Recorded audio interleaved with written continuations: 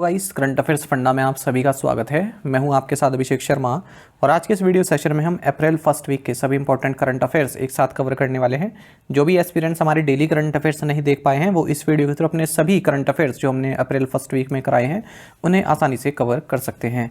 साथ ही गाइस, इस सेशन को शुरू करने से पहले आप सभी को बताना चाहूँगा, यदि आप हमारे daily current affairs PDF, weekly PDF, monthly PDF और हर महीने के banking and economic awareness PDF चाहते हैं तो करंट अफेयर्स फंडा का 1 ईयर मेंबरशिप प्लान आप ज्वाइन कर सकते हैं, जिसका लिंक आपको वीडियो के डिस्क्रिप्शन में या फिर फर्स्ट कमेंट में मिल जाएगा। आपको बता दें, इस 1 ईयर मेंबरशिप प्लान के तहत जितना भी हमारा पीडीएफ कंटेंट है वो हम आपको 1 साल तक के लिए प्रोवाइड कराते हैं, जिसे आप डाउनलोड कर सकते हैं, प्रिंट आउट भी निकलवा सकते हैं। कैटेगरी वाइज करंट अफेयर्स के साथ साथ कैटेगरी वाइज क्विज भी हम आपको इस 1 ईयर मेंबरशिप प्लान में जो है अवेलेबल करा रहे हैं।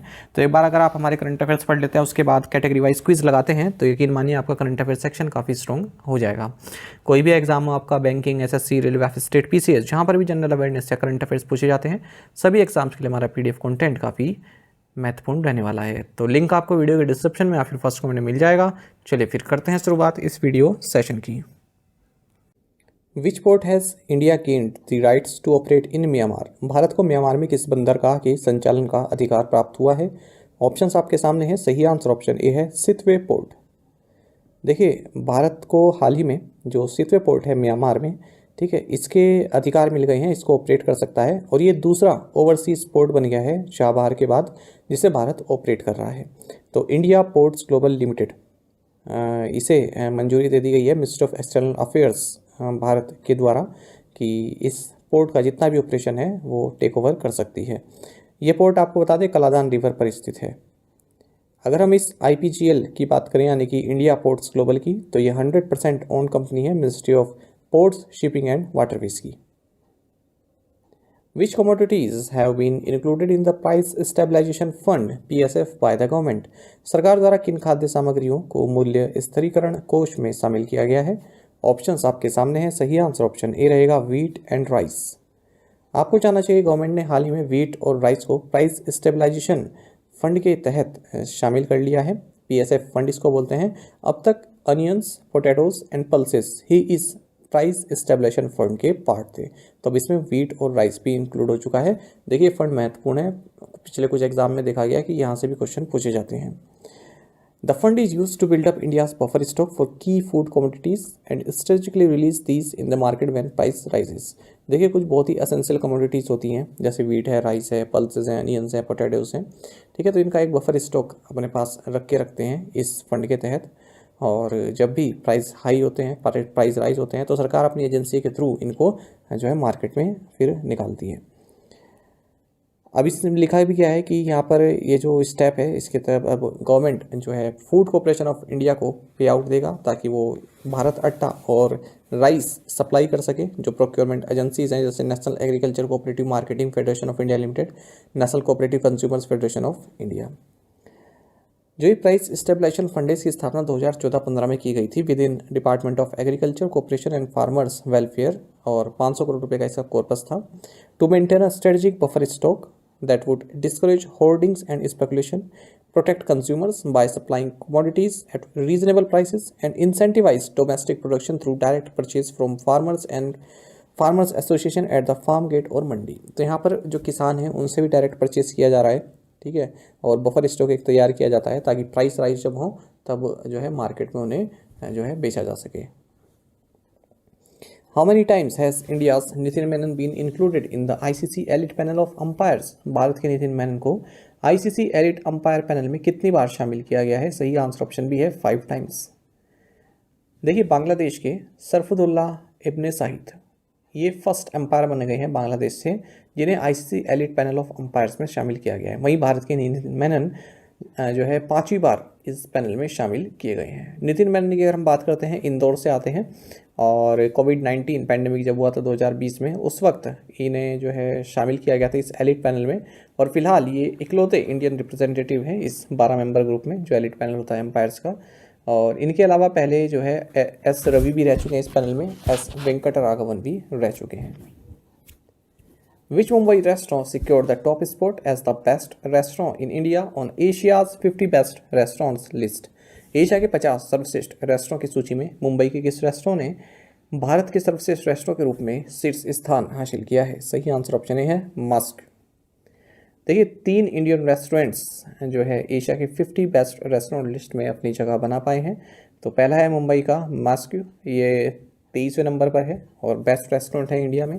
दूसरा है न्यू दिल्ली का इंडियन एसेंट, ये 26 पोजीशन पर है। वहीं अवर्तना, ठीक है, ये 44वें नंबर पर है, चेन्नई का ये होटल है।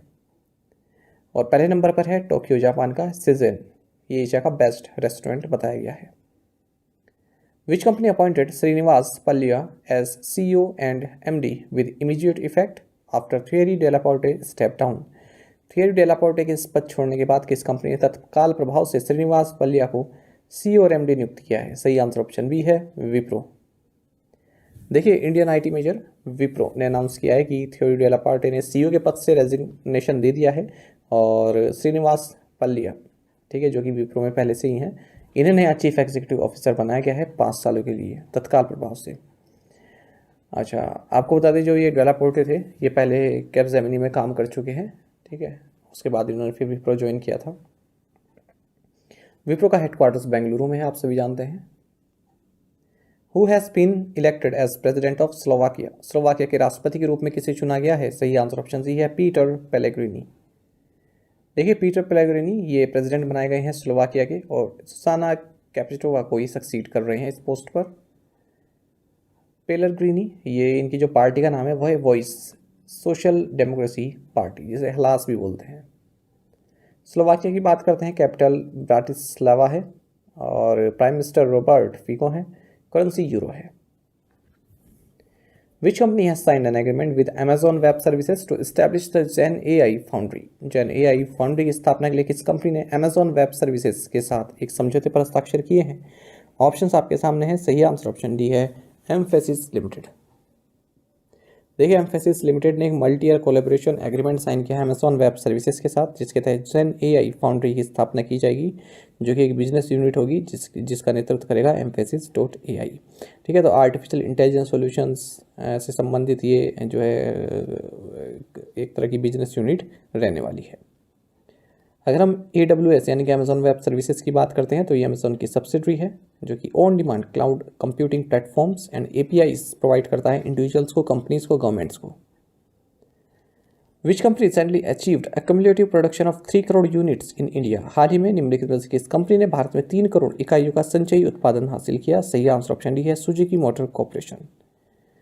देखिए इंडिया जो है सेकेंड कंट्री बन गया है जापान के बाद, जहाँ सुजुकी मोटर कॉर्पोरेशन ने 3 करोड़ जो है यूनिट्स प्रोड्यूस की हैं। ठीक है, इवन जापान में जितना इन्होंने समय लिया था उससे फास्ट तो भारत में इन्होंने जो है 3 करोड़ यूनिट्स प्रोड्यूस कर दी हैं। फिलहाल मारुति सुजुकी इंडिया की जो मैन्युफैक्चरिंग फैसिलिटीज़ है भारत में वो गुरुग्राम में है, मानेसर हरियाणा, और दूसरी है हंसलपुर गुजरात में। Who won the women's singles title at Kazakhstan international challenge badminton tournament? Kazakhstan international challenge badminton tournament में महिला एकल का खिताब किसने जीता? सही आंसर ऑप्शन डी है, अनुपमा उपाध्याय। देखिए Indian badminton players Anupama Upadhyay इन्होंने विमेंस सिंगल्स टाइटल और थरुण मनेपल्ली इन्होंने मेन सिंगल्स टाइटल जीता है कजाकिस्तान इंटरनेशनल चैलेंज टूर्नामेंट ओवरऑल्स में। 19 ईयर ओल्ड अनुपमा ये अल्मोड़ा उत्तराखंड से हैं और इनका सेकंड कंसेक्यूटिव टाइटल है, इससे पहले पॉलिश इंटरनेशनल चैलेंज भी जीत चुकी हैं। आपको जानना चाहिए कि अगर हम मिक्स डबल्स फाइनल्स की बात करें तो मलेशिया की वोंग टेन शी और लिम चिऊ सिंह इन्होंने भारत की संजय श्रीवास्तव धनराज और मनीषा की इनको हराया है। विच banks conducted the first credit default swap trade worth ₹25 crore in India? Bharat में किस बैंक ने 25 करोड़ रुपए का पहला क्रेडिट डिफॉल्ट स्वैप व्यापार किया? सही आंसर ऑप्शन सी है, SBI and standard Chartered bank India. देखिए जो स्टेट बैंक ऑफ इंडिया है और स्टैंडर्ड चार्टर्ड बैंक इंडिया है, इन्होंने जो है 25 करोड़ रुपए की वैल्यू वाला जो है क्रेडिट डिफॉल्ट स्वैप ट्रेड हाल ही में साइन किया है। और आपको बता दें क्रेडिट डिफॉल्ट स्वैप का मतलब क्या होता है, ये एक डेरिवेटिव इंस्ट्रूमेंट्स होता है that provide a form insurance against the risk of default of issuer of a bond. देखिए एक कोई लेंडर है, कोई बैंक है, ठीक है, उसने जो है कुछ क्रेडिट दिया है, ठीक है, तो अब उस क्रेडिट पर भी रिस्क हो सकता है, तो उस क्रेडिट का इंश्योरेंस दूसरा लेंडर कर दे रहा है। मान लीजिए कि स्टैंडर्ड चार्टर्ड बैंक और SBI के बीच ये जो है credit default swap agreement sign हुआ है। तो 25 करोड़ रुपए का मान लीजिए कोई जो है लोन एग्रीमेंट, मतलब कोई लोन दिया है SBI ने, ठीक है, तो हो सकता है उस पर रिस्क हो, वो वापस ना आए, NPA में बदल जाए, तो उसका भी इंश्योरेंस कर दिया है स्टैंडर्ड चार्टर्ड बैंक इंडिया के। तो इस तरह से आप समझ सकते हैं क्रेडिट डिफ़ॉल्ट स्वैप एग्रीमेंट को। Where was the Indian Coast Guard Aquatic Center inaugurated by the Indian Coast Guard Director General Rakesh Pal? भारतीय तटरक्षक महानिदेशक राकेश पाल द्वारा भारतीय तटरक्षक जलीय केंद्र का उद्घाटन कहाँ किया गया? सही आंसर ऑप्शन डी है रामेश्वरम, तमिलनाडु।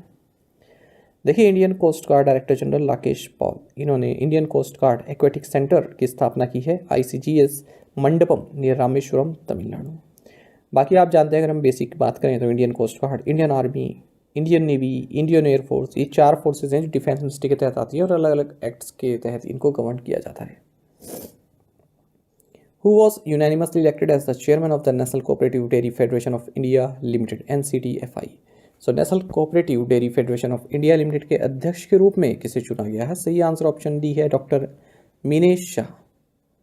देखिए, national cooperative dairy federation of India limited ने डॉक्टर मिनेश शाह को चेयरमैन नियुक्त किया है। जो मिस्टर शाह हैं, ये चेयरमैन एंड मैनेजिंग डायरेक्टर हैं नेशनल डेयरी डेवलपमेंट बोर्ड के, NDDB के। अगर हम बात करते हैं इस national cooperative dairy federation of India limited की, NCDFI की, तो ये 7 दिसंबर 1970 को रजिस्टर्ड एक डेयरी कोऑपरेटिव है और multi state cooperative societies amendment act 2023 के प्रोविजंस के तहत इसको गवर्न किया जाता है। 20 रेगुलर मेंबर्स हैं, 14 एसोसिएट मेंबर्स हैं और नेशनल डेयरी डेवलपमेंट बोर्ड इसका एक इंस्टीट्यूशनल मेंबर है। Who announce the take over of MotoGP parent company Dorna? MotoGP की मूल कंपनी डोरना के अधिग्रहण की घोषणा किसने की है? सही आंसर ऑप्शन डी है लिबर्टी मीडिया।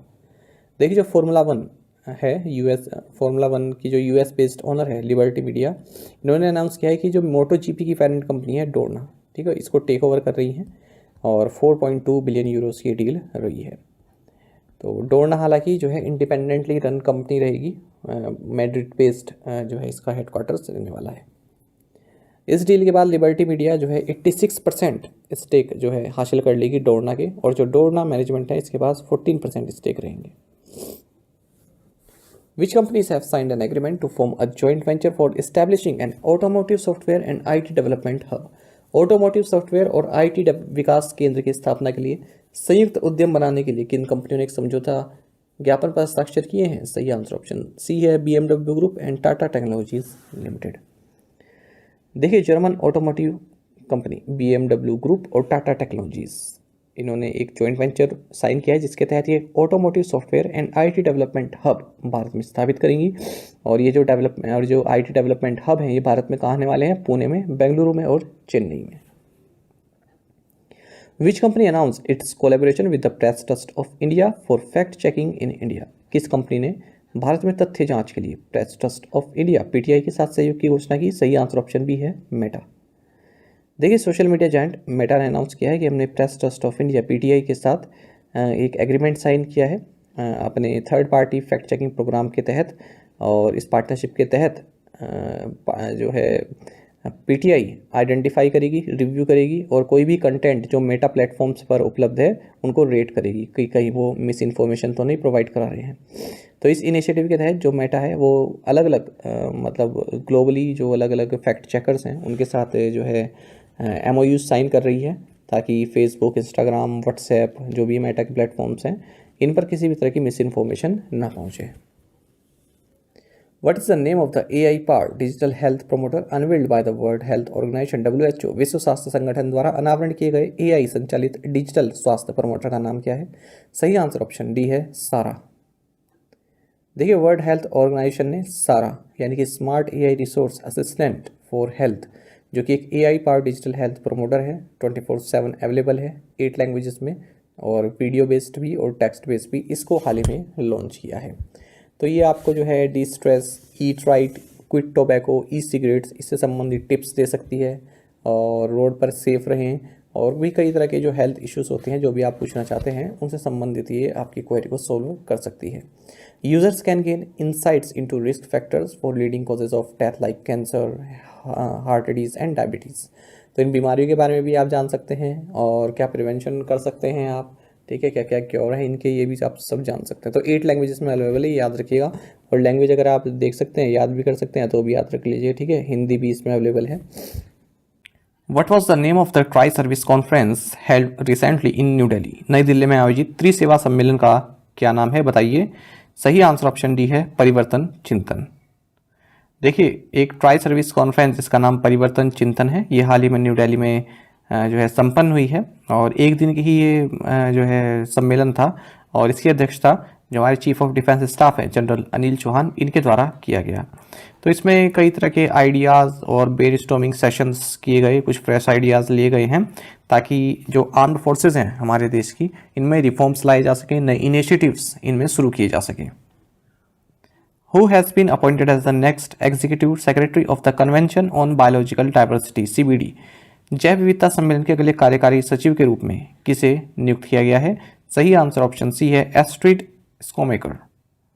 देखिए, United nation secretary general Antonio Guterres, इन्होंने एस्ट्रिड स्कोमेकर को, जो कि जर्मनी की है, नेक्स्ट एग्जीक्यूटिव सेक्रेटरी नियुक्त किया है कन्वेंशन ऑन बायोलॉजिकल डाइवर्सिटी का, CBD का।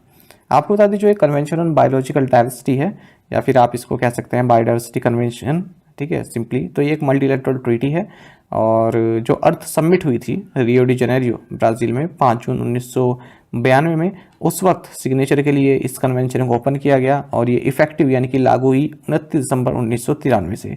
यूनाइटेड स्टेट्स इकलौता ऐसा UN मेंबर स्टेट है जिसने इसको रेटिफाई नहीं किया इस कन्वेंशन को। अच्छा, इसके बाद फिर 2 और सप्लीमेंट्री एग्रीमेंट साइन किए गए, जैसे Cartagena protocol on biosafety to the convention biological diversity, दूसरा है Nagoya protocol on access to genetic resources.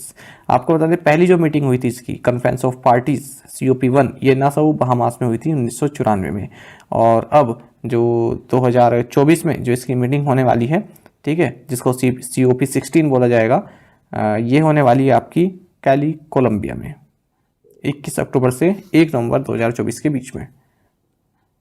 तो COP किसी भी कन्वेंशन का हो सकता है। ये किससे संबंधित है? UN कन्वेंशन में बायोलॉजिकल डाइवर्सिटी संबंधित ये COP है।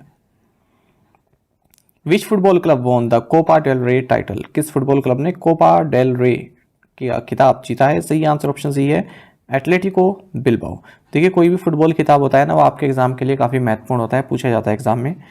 देखिए, एथलेटिक बिल्बाओ, ठीक है, इसने 40 साल बाद कोपा डेल रे खिताब जीता है, और रियल मैलोर्का को इसने 4-2 से पेनल्टीज में हरा दिया है। 1-1 से ड्रॉ हो गया था मैच, ये सेविल स्पेन में खेला गया, और इसने जो है 24वीं बार ये ट्रॉफी जो है जीती है। सबसे ज़्यादा बार बार्सिलोना रहा इसका विनर, 31 बार।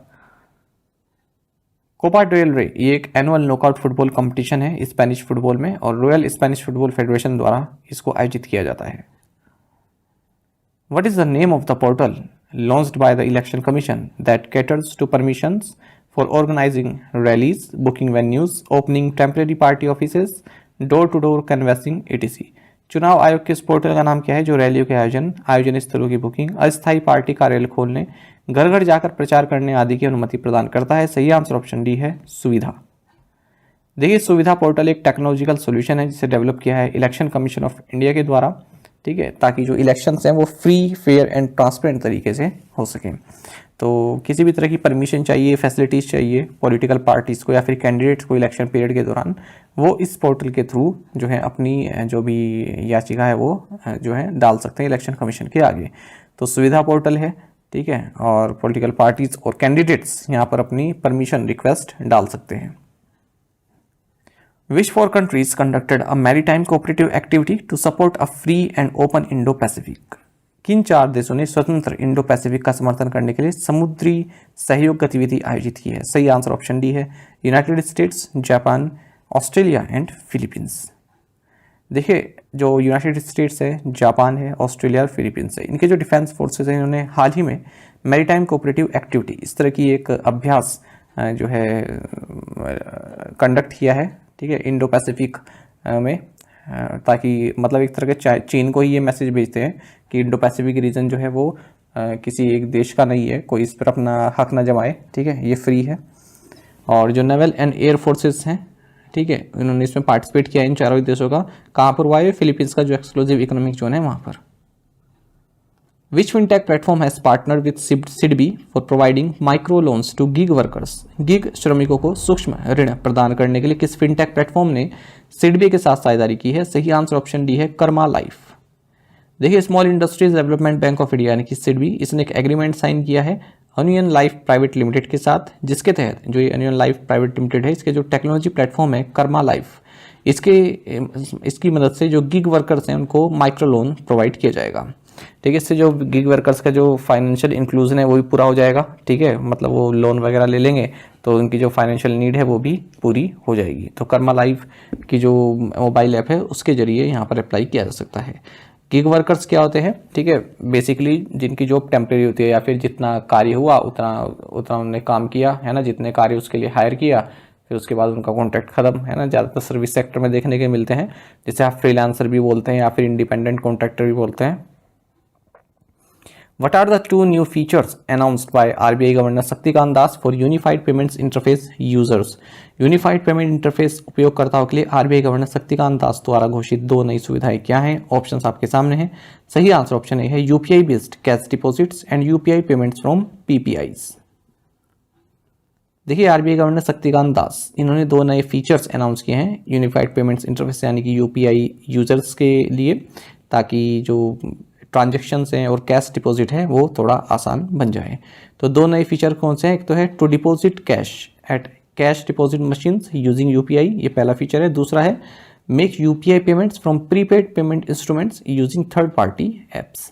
तो अगर हम पहले फीचर की बात करते हैं, कैश डिपॉजिट मशीन्स जहाँ पर भी बैंक्स द्वारा डिप्लॉय की गई हैं, ठीक है, यहाँ पर जो है जो यूज़र्स हैं वो यूपीआई के जरिए जो है कैश अपना डिपॉजिट कर सकते हैं। अभी तक क्या होता है, हम जो कैश डिपॉजिट मशीन है वहाँ पर अपना डेबिट कार्ड पहले डालते हैं, ठीक है, उसके बाद फिर ऑप्शन आता है तो अपने कैश सबमिट करते हैं ना, पर यहाँ पर केवल यूपीआई की आपको जरूरत पड़ने वाली है कैश डिपॉजिट करने के लिए। तो जो बैंक ब्रांचेस हैं उन पर भी जो है बर्डन और कम हो जाएगा। दूसरा क्या है, जो पीपीआई होल्डर्स हैं, ठीक है, जो पीपीआई होल्डर्स हैं वहाँ से भी आप यूपीआई जो है पेमेंट्स कर सकते हैं, लेकिन थर्ड पार्टी ऐप्स के जरिए। फिलहाल क्या है, जो यूपीआई पेमेंट्स है वो बैंक अकाउंट से जो है लिंक होती है आपके बैंक अकाउंट से, भले ही आप यूपीआई आईडी यूज़ कर रहे हैं, जैसे आपकी कोई यूपीआई आईडी है, ठीक है, तो वो जो है आपका यूनियन बैंक ऑफ इंडिया से भी लिंक हो सकती है ना, या फिर किसी और बैंक से लिंक हो सकती है, भले ही आप फ़ोन पे यूज़ कर रहे हैं, ठीक है, लेकिन पैसा कहाँ से कट रहा है आपका? जिस बैंक से वो लिंक है। सेम केस अभी उसका हुआ था ना, जो पेटीएम पेमेंट्स बैंक था, तो उन सभी की यूपीआई जो है बंद हो गई, जो जिनके पैसे पेटीएम पेमेंट बैंक से कट रहे थे, ठीक है, लेकिन उनके नहीं हुए जो पेटीएम तो यूज़ कर रहे थे, लेकिन जो अकाउंट जो है उनका किसी और बैंक में था, मान लीजिए पंजाब नेशनल बैंक में था या और किसी और बैंक में था, उनका चलता रहा, ठीक है। तो ये है What recent decision did the Reserve Bank of India make regarding small finance banks? भारतीय रिजर्व बैंक ने लघु वित्त बैंकों के संबंध में हाल ही में क्या निर्णय लिया? सही आंसर ऑप्शन डी है allowing them to use rupee derivative product to hedge interest risk। देखिए, रिजर्व बैंक ऑफ इंडिया ने जो है अपना डिसीजन यहाँ पर बताया है कि हम स्मॉल फाइनेंस बैंक को अलाउ कर रहे हैं कि वो रुपी डेरिवेटिव प्रोडक्ट यूज़ कर सकते हैं जो इंटरेस्ट रिस्क है उसको दूर करने के लिए। As per the current establishment, the small finance banks are permitted to use only interest rate futures for proprietary hedging. अच्छा, इंटरेस्ट रेट डेरिवेटिव क्या होता है? An interest rate derivative is a financial instrument with a value that is linked to the movement of an interest rate or rates. These में include futures, options और swaps contracts. देखिए, कोई risk होता है, जैसे बैंक ने मान लीजिए कोई लोन दे रहा है, ठीक है, तो एक प्री एग्रीमेंट साइन कर लिया गया कि इस इंटरेस्ट रेट पर हम दे रहे हैं, ठीक है, आगे चाहे इंटरेस्ट रेट घटे या बढ़े, ठीक है, इंटरेस्ट रेट यही रहेगा। इससे क्या होता है, जो बैंक का जो रिस्क है, ठीक है, वो कम हो जाता है, ठीक है। तो पहले एक जो है समझौता हो जाता है, pre defined interest rate fix कर दिया जाता है, तो वही चलता रहेगा, चाहे फिर आगे जाके वो इंटरेस्ट घटे या बढ़े। तो इस तरह की चीज़ें बोलते हैं interest rate derivatives. What is the name of the health care focused loan product launched by Canara bank? Canara bank द्वारा लॉन्च किए गए स्वास्थ्य देखभाल केंद्रित ऋण उत्पाद का नाम क्या है? सही आंसर ऑप्शन बी है कैनरा हिल। देखिए, कैनरा बैंक ने कुछ नए प्रोडक्ट्स लॉन्च किए हैं जिसमें कि लोन स्कीम भी है, ताकि हॉस्पिटल एक्सपेंडिचर आप पूरा कर सकें। अगर आपके हॉस्पिटल एक्सपेंडिचर में जो है शॉर्टफॉल आ रहा है, पैसों की कमी पड़ जा रही है, उसको पूरा कर सकते हैं।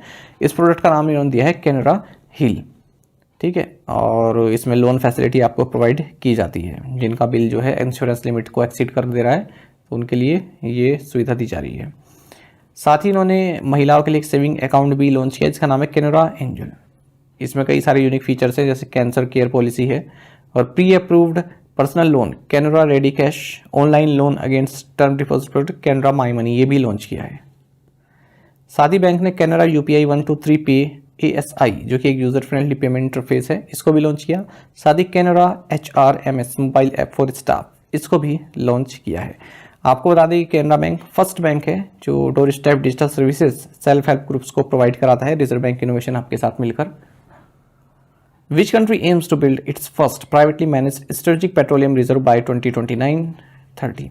किस देश का लक्ष्य 2029-30 तक अपना पहला निजी तौर पर प्रबंधित रणनीतिक पेट्रोलियम रिजर्व बनाने का है? सही आंसर ऑप्शन ए है, इंडिया।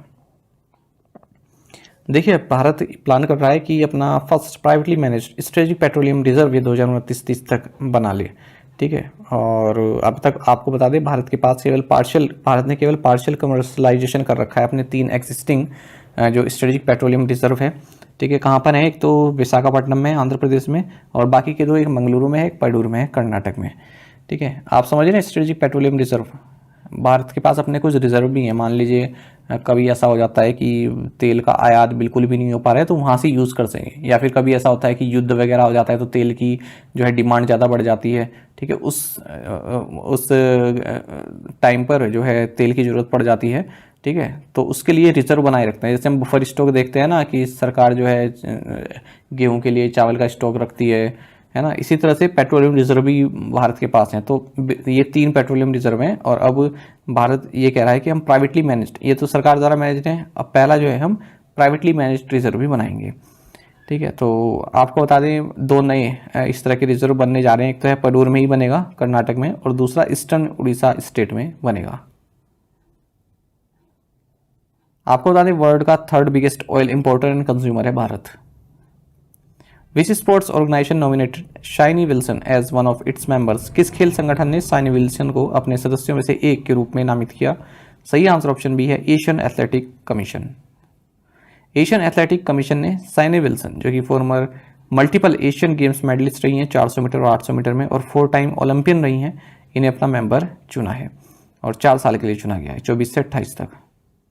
एशियन एथलेटिक्स एसोसिएशन की बात करते हैं तो प्रेसिडेंट है कतर के general Dahlan Jamaan bin Al Hamad, headquarters Bangkok Thailand में है। Which European area have Bulgaria and Romania partially joint? Bulgaria और रोमानिया आंशिक रूप से किस यूरोपीय क्षेत्र में शामिल हो गए हैं? सही आंसर ऑप्शन सी है, शेंगेन एरिया।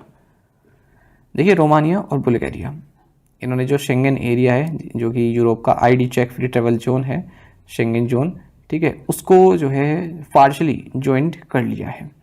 पार्शली इसलिए क्या है, क्योंकि पूरी तरह से इन पर जो है पूरी तरह से क्योंकि सबकी सम्मति नहीं बनी है। ऑस्ट्रिया इसने जो है इसको ब्लॉक कर दिया था, इनकी जो बिड थी कि हम शेंगेन जोन में आना चाहते हैं, तो इसलिए अभी पार्शली हुआ है, ठीक है। पार्शली क्यों हुआ है? देखिए, क्योंकि अब जो है ना फ्री एक्सेस तो मिल सकेगा ट्रैवलर्स को जो है एयर के थ्रू और सी के थ्रू, ठीक है, इन दोनों कंट्रीज से कि जो शेंगेन एरिया की जो कंट्रीज़ हैं, शेंगेन जोन में जो भी कंट्रीज़ आती हैं, उनमें जो है फ्री में बिना चेकिंग के वो लोग ट्रैवल कर सकते हैं, पर एयर के थ्रू या फिर सी के थ्रू। अगर वो लैंड बोर्ड से जाते हैं तो उनको जो है प्रॉपर चेकिंग उनकी होगी, ठीक है, और जो फीस वगैरह लगती है वो भी लगेगी।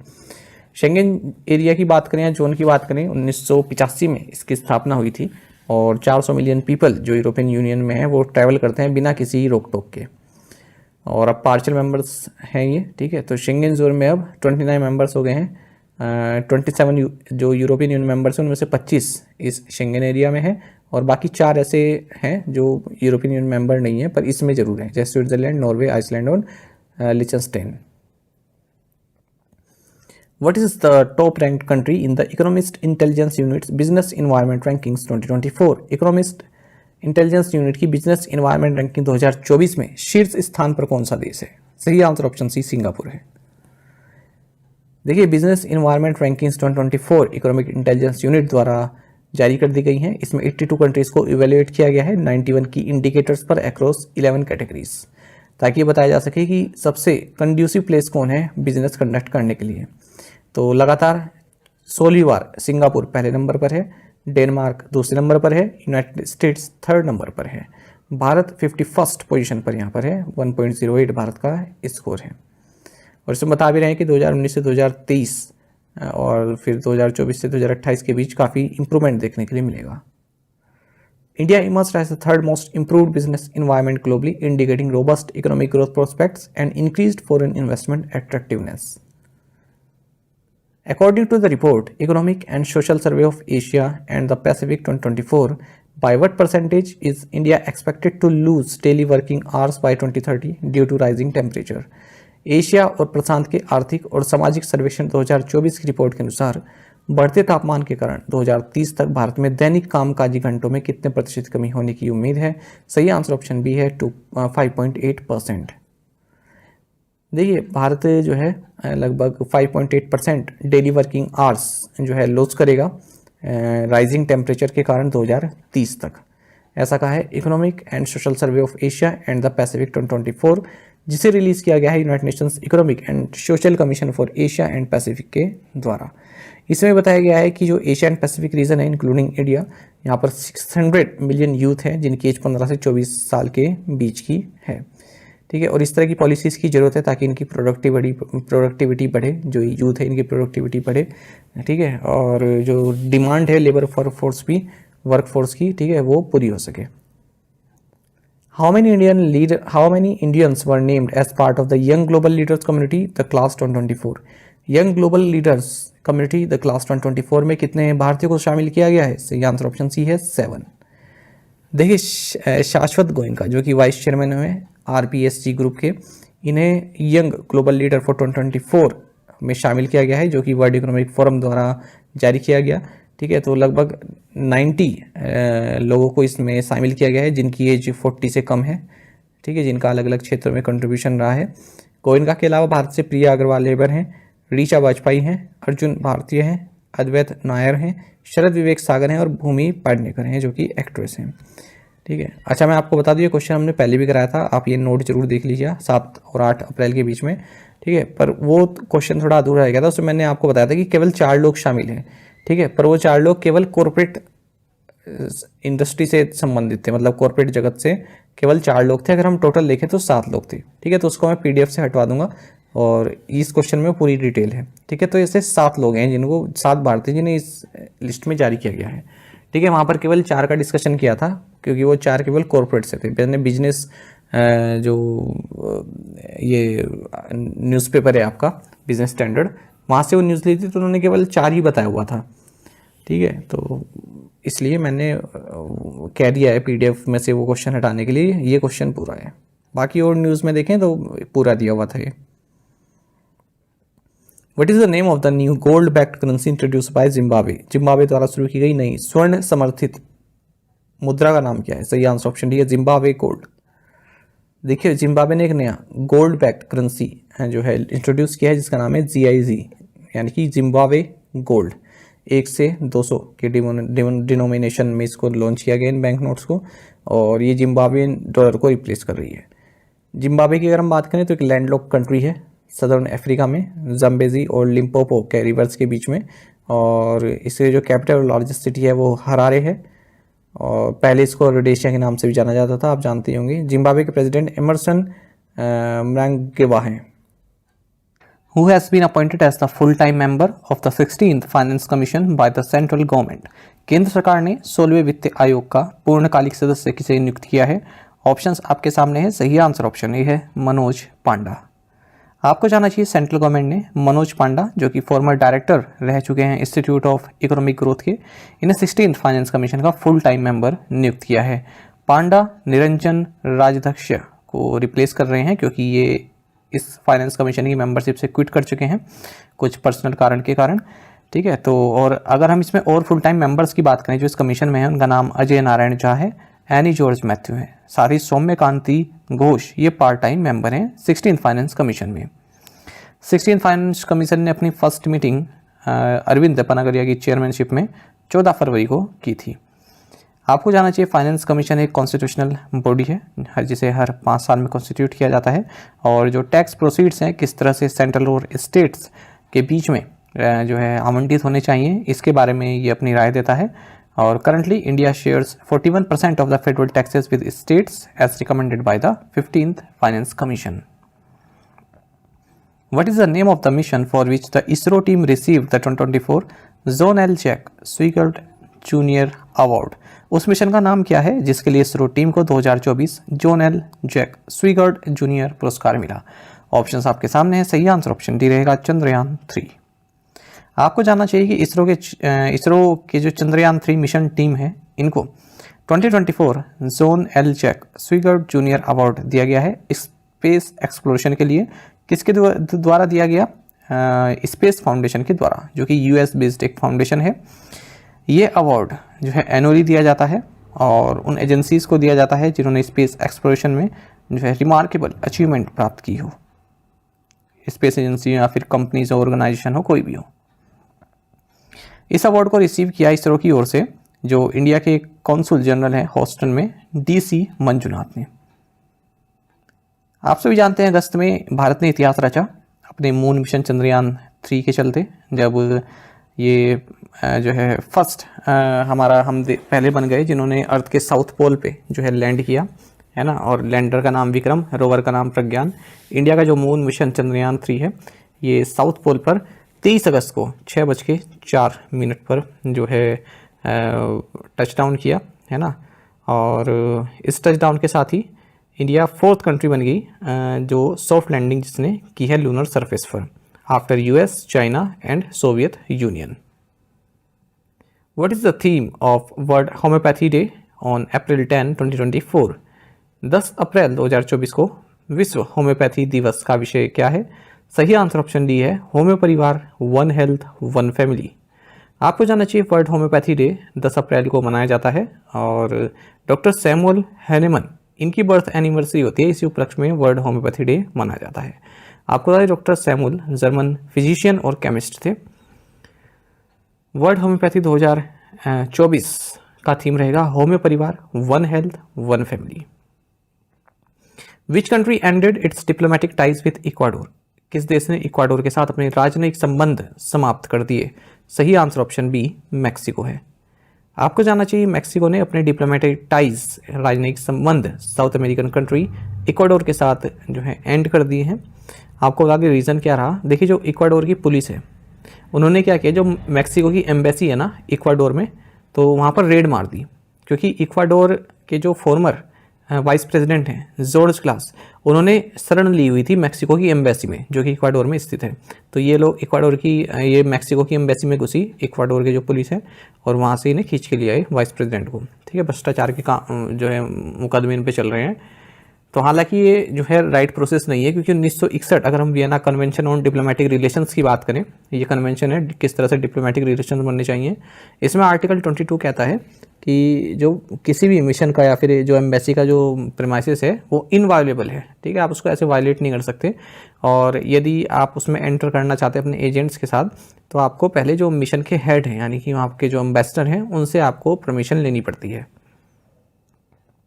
According to the 2022 testing figures released by WADA, which country has the highest percentage of doping offenders? WADA द्वारा जारी 2022 परीक्षण आंकड़ों के अनुसार किस देश में डोपिंग अपराधियों का प्रतिशत सबसे अधिक है? सही आंसर ऑप्शन ए इंडिया है। देखिए भारत में highest percentage of failed dope test हैं अगर हम कंट्रीज की बात करें। ठीक है, जहाँ पर 2000 से ज़्यादा सैंपल्स लिए गए हैं। साउथ अफ्रीका दूसरे नंबर पर है और ये लिस्ट रिलीज़ की है वर्ल्ड एंटी डोपिंग एजेंसी ने और इसका नाम है 2022 टेस्टिंग फिगर्स रिपोर्ट।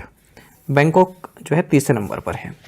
इंडिया ने 3865 सैंपल जो है टेस्ट किए हैं और 125 जो है वहाँ पर डोप्ड पाए गए हैं। वहीं अगर हम नंबर ऑफ सैंपल्स टेस्टेड की बात करें तो भारत 11 नंबर पर है, जहाँ पर जो है सैंपल्स की अगर हम काउंटिंग की बात करें कितने सैंपल जो है टेस्ट किए गए हैं। ठीक है, लेकिन रशिया, USA, इटली, फ्रांस इससे भी आगे है भारत अगर हम डोपिंग की बात करें, जहाँ पर डोपिंग टेस्ट में फेल हो जाते हैं athlete. Which of the following became the third Indian shipyard to sign the master shipyard repair agreement with the United States? निम्नलिखित में से कौन अमेरिका के साथ मास्टर शिपयार्ड मरम्मत समझौते पर हस्ताक्षर करने वाला तीसरा भारतीय शिपयार्ड बन गया है? सही आंसर ऑप्शन ए है कोचिन शिपयार्ड लिमिटेड। देखिए कोचिन शिपयार्ड लिमिटेड ये थर्ड इंडियन शिपयार्ड बन गया है जिसने एक master shipyard repair agreement sign किया है यूनाइटेड स्टेट्स के साथ, जिसके तहत अब जो US नेवी शिप्स हैं उनको रिपेयर किया जाएगा कोची शिपयार्ड लिमिटेड में। ठीक है, कोच्चि से पहले Larsen and Toubro and Mazagon dock ship builders limited भी इस तरह का एग्रीमेंट साइन कर चुके हैं यूएस के साथ। Which airline has partner with Bangalore international airport limited to develop Bengaluru as a premier aviation hub. Bengaluru को एक प्रमुख विमानन केंद्र के रूप में विकसित करने के लिए किस एयरलाइन ने बेंगलुरु इंटरनेशनल एयरपोर्ट लिमिटेड के साथ साझेदारी की है? सही answer option C Air India है। आपको जानना चाहिए कि एयर इंडिया और बेंगलोर इंटरनेशनल एयरपोर्ट लिमिटेड इन्होंने एक एग्रीमेंट साइन किया है जिसके तहत बेंगलुरु को एक प्रीमियर एविएशन हब बनाया जाएगा सदर्न इंडिया के लिए, ताकि यहाँ पर जो एयर ट्रैवल कनेक्टिविटी है, ठीक है, वो बढ़ सके के लिए कुछ सालों में। Chief executive officer and managing director air India के कैम्पबेल विल्सन है। साथ ही आपको जानना चाहिए एयर इंडिया ने हाल ही में जयराज सरमुगम को head of global airport operations नियुक्त किया है। The reserve bank of India has imposed a monetary penalty of what amount on the Uttarakhand ग्रामीण बैंक देहरादून। भारतीय रिजर्व बैंक ने उत्तराखंड ग्रामीण बैंक देहरादून पर कितनी राशि का मौद्रिक जुर्माना लगाया? सही आंसर ऑप्शन डी रहेगा 5 लाख रुपीज। देखिए, रिजर्व बैंक ऑफ इंडिया ने 5 लाख रुपए की मॉनेटरी पेनल्टी लगाई है उत्तराखंड ग्रामीण बैंक देहरादून पर। और कुछ मॉनेटरी पेनल्टीज देख लेते हैं। 4 लाख रुपए की मॉनेटरी पेनल्टी लगाई है नगर सहकारी बैंक लिमिटेड इटावा पर। 5 लाख रुपए की मॉनेटरी पेनल्टी लगाई है राजलक्ष्मी महिला urban cooperative bank limited Jaipur पर। 2 लाख रुपए की मॉनेटरी पेनल्टी लगाई है Rohtak central cooperative bank limited Rohtak पर। और 1 लाख रुपए की मॉनेटरी पेनल्टी लगाई है Parwanoo urban cooperative bank limited Himachal Pradesh पर। Hyundai Motor Company and Kia Corporation have partnered with which company to localize electric vehicle battery production in India? Hyundai Motor Company और Kia Corporation ने भारत में इलेक्ट्रिक वाहन battery उत्पादन को स्थानीय बनाने के लिए किस कंपनी के साथ साझेदारी की है? सही आंसर ऑप्शन डी रहेगा एक्साइड एनर्जी सॉल्यूशंस। आपको जानना चाहिए south Korean automotive measures Hyundai motor company and Kia corporation इन्होंने एक पार्टनरशिप अनाउंस की है एक्साइड एनर्जी सॉल्यूशंस के तहत, जो कि सब्सिडरी है Kolkata based battery manufacturer Exide industries की, जिसके तहत भारत में ही प्रोडक्शन किया जाएगा इलेक्ट्रिक व्हीकल बैटरी का।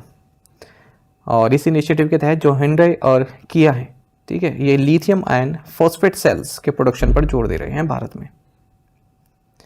इसी तरह का एक और करंट अफेयर जान लीजिए कि यूरोपियन यूनियन और इंडिया इन्होंने एक्सप्रेशन ऑफ इंटरेस्ट लॉन्च किया है स्टार्टअप्स के लिए, जो कि battery recycling technologies for electric vehicle से संबंधित है, ठीक है। और ये एक तरह का मैच मेकिंग इवेंट होने वाला है, ठीक है। और ये इनिशिएटिव लिया गया है India EU trade and technology council के अंडर में। तो ये भी पूछा जाता है कि TTC trade and technology council किसके बीच में है? तो इंडिया यूरोपियन यूनियन के बीच में है, ठीक है। अच्छा, इस क्वेश्चन का इसका मतलब क्या हुआ? एक्सप्रेशन ऑफ इंटरेस्ट मतलब वो मांगे गए हैं कि कौन कौन हमारी इस इवेंट में जो है शामिल होना चाहता है, तो अपना अपना बता दीजिए। आगे लिखा है कि match making event. Match making event क्या होता है? जैसे कई सारे लोग हैं तो अपने अपने पार्टनर्स चुन लें, है ना। जैसे किसी को कोई कस्टमर चाहिए, है ना, एक जगह इकट्ठे हुए कई सारे बिजनेसमैन और कुछ कस्टमर्स भी, ठीक है। तो अपनी अपनी उन्होंने बता दिया हमारी रिक्वायरमेंट ये है, तो कस्टमर का जो है मिलन हो गया किसी मैन्युफैक्चरर से, और 2 मैन्युफैक्चरर का मिलन हो गया, उन्होंने मिलकर कुछ और करना है, ठीक है। तो उसको बोलते हैं मैच मेकिंग इवेंट। तो इस तरह का एक इवेंट यूरोपियन यूनियन और इंडिया मिलकर कर रही हैं, जहाँ पर इन्वेस्टर जो है मिल सके, ठीक है, कोई मैन्युफैक्चरर है उससे या फिर कस्टमर्स से। Who won the Valero Texas Open 2024? Valero Texas Open 2024 किसने जीता? सही answer option B Akshay Bhatia. देखिए, 2 क्वेश्चन है ये गोल्फ से संबंधित एक साथ कर दिए हैं। Indian American golfer Akshay Bhatia, इन्होंने वेलेरो टेक्सास ओपन 2024 जीता है। दूसरा क्वेश्चन है Indian star golfer Gaganjeet Bhullar, इन्होंने चंडीगढ़ ओपन जो गोल्फ टूर्नामेंट है इसको जीत लिया है। Who won Japanese Grand Prix 2024? जापानी ग्रां प्री 2024 किसने जीता? सही आंसर ऑप्शन सी है मैक्स वर्स्टेपन। देखिए, Belgian Dutch racing driver max Verstappen जो कि रेड बुल के लिए रेसिंग करते हैं, इन्होंने जापानीज ग्रां प्री 2024 जीत लिया है। इससे पहले सऊदी अरेबियन GP और बहरीन GP भी इस साल जीत चुके हैं। विच फुटबॉल क्लब वॉन आई लीग टाइटल? किस फुटबॉल क्लब ने आई लीग का खिताब जीता? सही आंसर ऑप्शन डी है मोहम्मदन स्पोर्टिंग क्लब। देखिए, Kolkata based Mohammedan sporting club इन्होंने आई लीग टाइटल जीत लिया है और इनका ये पहला टाइटल है। फाइनल में इन्होंने शिलोंग लेजोंग FC को हरा है SSC स्टेडियम शिलोंग में। इसी के साथ अब जो ये मोहम्मदन स्पोर्टिंग है ये इंडियन सुपर लीग के लिए भी प्रमोट हो चुके हैं। तो ये जो आई लीग है ये मेन 2nd टियर एक लीग होती है, ठीक है। 13 क्लब्स के बीच में खेली जाती है और यहाँ से प्रमोशन भी होता है आपका इंडियन सुपर लीग के लिए, और रिलेगेशन भी हो सकता है अगर बेकार परफॉर्मेंस हो। In which country will the Clean Energy Investor Forum be organized by Indo-Pacific Economic Framework for Prosperity? Indo-Pacific Economic Framework for Prosperity द्वारा स्वच्छ ऊर्जा निवेशक फोरम का आयोजन किस देश में किया जाएगा? सही आंसर ऑप्शन सी सिंगापुर है। आपको जाना चाहिए Indo Pacific economic framework for prosperity, IPEF जिसे कहते हैं, ये क्लीन इकोनॉमी इन्वेस्टर फोरम को सिंगापुर में ऑर्गेनाइज करेगा। IPEF को लॉन्च किया गया था मई 2022 में। करंटली इसमें 14 पार्टनर्स हैं: Australia, Brunei, Darussalam, Fiji, India, Indonesia, Japan, republic of Korea, Malaysia, New Zealand, Philippines, Singapore, Thailand and United States and Vietnam. It provides a platform for countries in the region to collaborate on advancing resilient, sustainable and inclusive economic growth and aims to contribute to cooperation, stability and prosperity in the region। तो economic एक block है ये, जैसे कि नाम से पता चल रहा है। 4 पिलर्स हैं इसके: trade, supply chain, clean economy and fair economy. ये जहाँ पर भी आपको दिख जाए ना कोई ऑर्गेनाइजेशन है या फिर कोई गवर्नमेंट टाइप का है ना, तो उसमें आपको पिलर्स भी हैं। तो ये पिलर्स बहुत पूछ लेते हैं। 4 पिलर्स हैं इसके। Who collaborated with Tata Advanced Systems Limited for the successful launch of India's first private sector built sub-meter resolution Earth observation satellite TSAT-1A? Bharat के पहले निजी क्षेत्र द्वारा निर्मित सब मीटर रेजोल्यूशन पृथ्वी अवलोकन उपग्रह TSAT-1A के सफल प्रक्षेपण के लिए टाटा एडवांस सिस्टम लिमिटेड के साथ किसने सहयोग किया? सही आंसर ऑप्शन सी है सैटेलॉजिक। देखिए टाटा एडवांस सिस्टम्स लिमिटेड जो कि होली ओन सब्सिडरी है टाटा सन्स की, इन्होंने सैटेलॉजिक जो कि लीडिंग प्रोवाइडर है हाई रेजोल्यूशन सैटेलाइट इमेजरी की पूरे वर्ल्ड में, इन दोनों ने मिलकर जो है लो अर्थ ऑर्बिट में इंडिया की फर्स्ट प्राइवेट सेक्टर बिल्ड सब मीटर रेजोल्यूशन अर्थ ऑब्जर्वेशन या फिर सर्विलेंस सैटेलाइट लॉन्च किया। इसका नाम है TSAT-1A। इसको कैनेडी स्पेस सेंटर फ्लोरिडा से लॉन्च किया गया एलन मस्क के स्पेसएक्स फाल्कन 9 रॉकेट के द्वारा। टाटा 1A को असेंबल किया गया है, जो ये आपका टाटा एडवांस सिस्टम की जो वेमेगल फैसिलिटी है कर्नाटक में यहाँ पर, और इसके तहत ये high resolution optical satellite images जो है डिलीवर करेगा with increased collection capacity and low latency delivery through it's multi spectral and hyper spectral capabilities. Right against adverse effects of climate change is articulated as fundamental rights by the Supreme Court under the ambit of which articles of the Indian Constitution? पूछ रहे हैं कि जलवायु परिवर्तन के प्रतिकूल प्रभाव के खिलाफ अधिकार को भारत के संविधान के किस अनुच्छेद के दायरे में सर्वोच्च न्यायालय द्वारा मौलिक अधिकारों के रूप में व्यक्त किया गया है? सही आंसर ऑप्शन सी है आर्टिकल्स 14 एंड 21।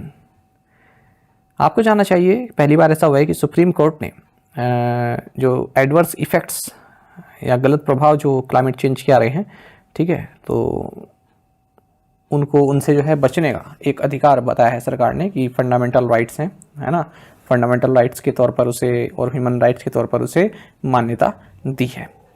और हमारे मतलब हमें राइट्स हैं कि जो क्लाइमेट चेंज हो रहा है, ठीक है, इससे हमें जो है दूर रखा जाए, एडवर्स इफेक्ट्स से हमें दूर रखा जाए, ठीक है, तो ये एक हमारा राइट है। ये जजमेंट आया है जो हमने हाल ही में देखा था, सुप्रीम कोर्ट ने ग्रेट इंडियन बस्टर्ड स्पीसीज से संबंधित एक कमेटी बनाई थी, हमने क्वेश्चन भी किया था, तो उसी से कनेक्टेड ये केस है। इस जजमेंट को लिखा है CJI DY Chandrachud, JB Pardiwala और मनोज मिश्रा के द्वारा। इन्होंने कहा कि आर्टिकल 14 यानी कि equality before law and the equal protection of law and article 21 यानी कि right to life and personal liberty, ये जो हमारे कॉन्स्टिट्यूशन में है, ठीक है, यही हम ये जो हमने जजमेंट दी है इसका सोर्स है। इसके बाद कोर्ट ने लैंडमार्क जजमेंट्स को भी साइट किया, मतलब उसकी भी टिप्पणी की है। MC मेहता वर्सेस कमलनाथ और वीरेंद्र गौर वर्सेस स्टेट ऑफ हरियाणा। यहाँ पर भी जो क्लीन एनवायरनमेंट का जो राइट है उसको आर्टिकल 21 का एक पार्ट बताया गया है। When is the international day of human space flight celebrated annually? अंतर्राष्ट्रीय मानव अंतरिक्ष उड़ान दिवस प्रतिवर्ष कब मनाया जाता है? सही आंसर ऑप्शन सी है 12 अप्रैल। देखिए हर साल 12 अप्रैल को international day of human space flight celebrate किया जाता है, क्योंकि इस दिन एनिवर्सरी होती है फर्स्ट ह्यूमन स्पेस फ्लाइट की, जो कि यूरी गैगरिन द्वारा की गई थी USSR की ओर से। और आपको बता दें जो 65th सेशन हुआ था यूनाइटेड नेशन जनरल असेंबली का 7 अप्रैल 2011 को, उस दिन 50th एनिवर्सरी भी थी, ठीक है, मतलब 50th एनिवर्सरी के कुछ दिन पहले ये सेशन हुआ था। तो इसी उपलक्ष्य में ये घोषणा की गई UNGA द्वारा, यूनाइटेड नेशन जनरल असेंबली द्वारा, कि हम 12 अप्रैल को international day of human space flight observe करेंगे या फिर सेलिब्रेट करेंगे। यूरी गैगरिन, इन्होंने वॉस्टॉक 1 मिशन में जो है ये क्रू मेंबर थे 1961 में। साथ ही आपको जानना चाहिए वर्ल्ड पार्किंसंस डे ये 11 अप्रैल को हर साल मनाया जाता है। और आपको बता दें इस दिन हम जो डॉक्टर जेम्स पार्किंसन हैं, जिन्हें इस बात का क्रेडिट दिया जाता है कि इन्होंने इस न्यूरो डिजेनरेटिव डिसऑर्डर के बारे में, जो इसका पहला केस है उसके बारे में डिस्कवर किया 1817 में, तो उनको ये सम्मान दिया जाता है इस डे को मनाने के साथ। Which Nobel prize winning physicist who passed away recently proposed the existence of the so-called God particle? किस नोबेल पुरस्कार विजेता भौतिक विज्ञानी जिनका हाल ही में निधन हो गया ने तथाकथित गॉड पार्टिकल के अस्तित्व का प्रस्ताव रखा था? सही आंसर ऑप्शन बी है पीटर हिग्स। देखिए पीटर हिग्स ये जाने माने थियोरेटिकल फिजिसिस्ट रहे हैं कि उन्होंने सबसे पहले हिग्स बोसोन का आइडिया प्रस्तावित किया था। इनका हाल ही में निधन हो गया 94 की एज में। ये यूनिवर्सिटी ऑफ एडिनबर्ग प्रोफेसर थे। 1964 में इनकी theory of mass giving particle, जिसे हिग्स बोसोन या फिर गॉड पार्टिकल कहते हैं, इसके लिए इन्हें 2013 में फिजिक्स का नोबेल प्राइज़ मिला, जो कि इन्होंने बेल्जियन फिजिसिस्ट फ्रैंकोइस एनग्लर्ड के साथ शेयर किया। इससे पहले 4 जुलाई 2012 को CERN ने अनाउंस किया था बोसोन की डिस्कवरी का लार्ज हैड्रोन कोलाइडर में। और कुछ ऑब्जर्वेशंस देख लेते हैं। गंगू राम से, जो कि आइकॉनिक सिनेमेटोग्राफर रहे हैं, फिल्म मेकर रहे हैं, प्रोड्यूसर रहे हैं, इनका निधन हो गया 83 की एज में। जाने माने तमिल एक्टर विश्वेश्वरा राव, इनका हाल ही में 64 की एज में निधन हो गया। और अमेरिकन एक्टर बारबरा रुश, इनका हाल ही में निधन हो गया 97 की एज में। जॉन बार्थ, जो कि अमेरिकन पोस्ट मॉडर्निस्ट नॉवलिस्ट थे, इनका भी हाल ही में 93 की एज में निधन हो गया है। साथ ही आपको जानना चाहिए वेनेजुएला के जुआन विंसेंट पेरेज मोरा, जो कि गिनीज वर्ल्ड रिकॉर्ड के हिसाब से ओल्डेस्ट मैन थे वर्ल्ड में, इनका भी हाल ही में निधन हो गया है। 115वां बर्थडे इनका आ ही रहा था, उससे पहले ही जो है ये चल बसे। आपको बता दें 4 फरवरी 2022 को, जब इनकी उम्र 112 साल 253 दिन थी, ठीक है, तब उनको ये जो है गिनीज वर्ल्ड रिकॉर्ड में शामिल किया गया था कि ये ओल्डेस्ट मैन है वर्ल्ड में। Who are the 2 part-time members appointed to the Insolvency and Bankruptcy Board of India Governing Board? भारतीय दिवाला और दिवालियापन बोर्ड गवर्निंग बोर्ड में नियुक्त 2 अंशकालिक सदस्य कौन हैं? सही आंसर ऑप्शन डी है MP राम मोहन एंड दीनबंधु मोहापात्रा। देखिए कॉर्पोरेट अफेयर्स मिनिस्ट्री ने 2 पार्ट-टाइम मेंबर्स अपॉइंट किए हैं, जो insolvency and bankruptcy board of India का गवर्निंग बोर्ड है। इसमें इनके नाम है MP राम मोहन और दीनबंधु मोहापात्रा। 5 साल तक के लिए या फिर जब तक कि इनकी एज 65 ईयर्स की नहीं हो जाती, इनकी जो है अपॉइंटमेंट की गई है। इसी के साथ अब जो IBBI की गवर्निंग बोर्ड है, इसका कंपोजिशन पूरी तरह से जो है पूरा हो गया। अब इसमें 10 मेंबर हैं, including chairperson Ravi Mittal. Who has been appointed as the new presiding officer of the Securities Appellate Tribunal (SET)? प्रतिभूति अपीलीय न्यायाधिकरण सेट के नए पीठासीन अधिकारी के रूप में किसे नियुक्त किया गया? सही आंसर ऑप्शन बी है PS दिनेश कुमार। देखिए गवर्नमेंट ने नए प्रिसाइडिंग ऑफिसर और एक नए टेक्निकल मेंबर नियुक्त किए हैं सिक्योरिटीज एपीलेट ट्रिब्यूनल सेट में। जस्टिस PS दिनेश कुमार, इन्हें प्रिसाइडिंग ऑफिसर नियुक्त किया गया है, वहीं धीरज भटनागर को टेक्निकल मेंबर नियुक्त किया गया है। दोनों की नियुक्ति 4 साल तक के लिए की गई है। आपको बता दें जो ये सेट बेंच है, इसमें 3 मेंबर्स होते हैं, प्रिसाइडिंग ऑफिसर, टेक्निकल मेंबर और एटलीस्ट 1 जुडिशियल मेंबर। अच्छा, सेट जो है किस लिए जो है क्या अथॉरिटी है? Securities appellate tribunal. जो भी ऑर्डर पास किए जाते हैं securities exchange board of India यानी कि सेबी के द्वारा, insurance regulatory and development authority of India यानी कि IRDA के द्वारा, या फिर pension fund regulatory and development authority यानी कि PFRDA के द्वारा, तो इनके जो भी फैसले होते हैं उनके खिलाफ अगर किसी को अपील करनी है तो सिक्योरिटीज एपीलेट ट्रिब्यूनल में कर सकता है। हु हैज़ खनिज विदेश India limited signed MOU with for technical and knowledge cooperation for critical minerals? खनिज विदेश इंडिया लिमिटेड ने महत्वपूर्ण खनिजों के तकनीकी और ज्ञान सहयोग के लिए किसके साथ समझौता ज्ञापन पर हस्ताक्षर किए? सही आंसर ऑप्शन डी है institute of Minerals and Materials technology. देखिए खनिज विदेश इंडिया लिमिटेड ने एक मेमोरेंडम ऑफ अंडरस्टैंडिंग साइन किया है Council of Scientific and industrial Research CSIR, Institute of Minerals and Materials Technology Bhubaneswar Orissa के साथ technical and knowledge cooperation for critical minerals के लिए। आपको बता दें जो ये खनिज विदेश इंडिया लिमिटेड है, ये एक जॉइंट वेंचर कंपनी है 3 पब्लिक सेक्टर अंडरटेकिंग्स की, national aluminium company limited NALCO जिसे बोलते हैं, हिंदुस्तान कॉपर लिमिटेड SCL और mineral exploration and consultancy limited. Which country provided the Indian army with the portable Igla S air defence system? किस देश ने भारतीय सेना को पोर्टेबल इग्ला एस वायु रक्षा प्रणाली प्रदान की? सही आंसर ऑप्शन बी है रशिया। देखिए इंडियन आर्मी ने जो है 24 यानी कि 24 Russia made Igla S man portable air defence system जो है रिसीव किए हैं। इसी के साथ 100 मिसाइल्स भी रिसीव की हैं। आपको बता दें जो ये man portable air defence system है जिसे मैन पैड्स बोलते हैं, ये portable surface to air missile systems होते हैं। इन सिस्टम को प्रोक्योर किया गया है इंडियन आर्मी की जो very short range air defence capabilities है उसको बढ़ाने के लिए। आपको बता दें इग्ला एस सिस्टम में सिंगल लॉन्चर और मिसाइल होती हैं। इसके लिए भारत ने कॉन्टैक्ट किया था लास्ट ईयर नवंबर में। 120 लॉन्चर्स और 400 मिसाइल भारत प्राप्त करेगा।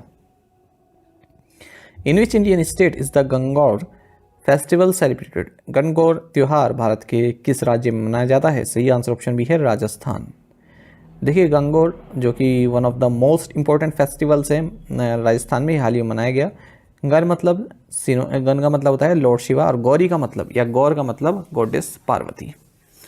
तो गंगौर जो है चैत्र का जो महीना है मार्च अप्रैल का, जो कि हमारे हिंदू कैलेंडर का फर्स्ट मंथ होता है, इसमें सेलिब्रेट किया जाता है और इसी के साथ विंटर्स का एंड हो जाता है और स्प्रिंग की जो है शुरुआत हो जाती है। What is the name of the government scheme that crossed 5 lakh crore rupees small business loans dispersal mark in fiscal year 24? उस सरकारी योजना का नाम क्या है जिसने फिस्कल 24 में 5 लाख करोड़ के लघु व्यवसाय ऋण वितरण का आंकड़ा पार कर लिया? सही आंसर ऑप्शन भी है प्रधानमंत्री मुद्रा योजना। देखिए जो स्मॉल बिजनेस लोन दिए जाते हैं प्रधानमंत्री मुद्रा योजना के तहत, इनमें ग्रोथ देखने के लिए मिली है फिस्कल 24 में और 5 लाख करोड़ का माइलस्टोन इन्होंने प्राप्त जो है क्रॉस कर लिया है। तो टोटल जो डिस्पर्सल रहा है लोन का वो 5.20 लाख करोड़ का रहा है मार्च 2024 के एंड तक, ठीक है। और प्रीवियस फाइनेंशियल ईयर में 4.40 लाख करोड़ रुपीस का ये रहा था। तो नियरली 70% जो इसमें बेनिफिशरीज हैं लोन बेनिफिशरीज वो विमेन हैं। प्रधानमंत्री मुद्रा योजना की अगर हम बात करें, इसको लॉन्च किया गया था 8 अप्रैल 2015 को और 10 लाख रुपए तक का लोन इसमें प्रोवाइड किया जाता है। किसे? Non corporate, non farm, small and micro enterprises को। तो यहाँ से क्वेश्चन पूछा जाता है, मैंने कई एग्जाम में देख लिया है क्वेश्चन इस मुद्रा से कि ये लोन किसे दिया जाता है। यहाँ पर उलझाया जाता है कि ये लोन किसे दिया जाता है। तो ये लाइन बहुत महत्वपूर्ण है, non corporate, non farm, small and micro enterprise को। कई बार पूछ लेते हैं कि स्मॉल को दिया जाता है, माइक्रो को दिया जाता है या फिर मैक्रो को दिया जाता है या फिर ऑल ऑफ द अबव, इस तरह के ऑप्शन बनते हैं। तो याद रखिएगा स्मॉल और माइक्रो दोनों तरह के एंटरप्राइज को दिए जाते हैं। मुद्रा लोन्स 3 कैटेगरीज में दिए जाते हैं, शिशु यानी कि 50,000 तक, किशोर 50,000 से ज़्यादा 5 लाख तक, तरुण 5 लाख से ज़्यादा 10 लाख तक। Who recently became the first Indian tennis player to win a match in a Masters 1000 tournament on clay? हाल ही में क्ले पर मास्टर्स 1000 टूर्नामेंट में मैच जीतने वाले पहले भारतीय टेनिस खिलाड़ी कौन बने हैं? सही आंसर ऑप्शन ए है सुमित नागल। देखिए Sumit Nagal first Indian man बने हैं जिन्होंने मास्टर्स 1000 टूर्नामेंट जो कि क्ले पर खेला गया इसमें मैच जीता है। और आपको बता दें ये मोंटे कार्लो मास्टर्स इवेंट की बात हो रही है, इसमें इन्होंने इटली के मैटियो अर्नाल्डी को हरा दिया है और 95th रैंक है नागल की, आप सभी जानते हैं। और ये 3rd इंडियन बन गया इसी के साथ जिन्होंने मोंटे कार्लो में जो है ये मैच जीता है। विजय अमृत मतलब ये मैच खेला है विजय अमृतराज और रमेश कृष्णन इससे पहले भारत को रिप्रेजेंट कर चुके हैं यहाँ, पर ये फर्स्ट बने हैं जिन्होंने मैच जीता है। Who received the medal of honour for promoting bilateral relations between Palau and India?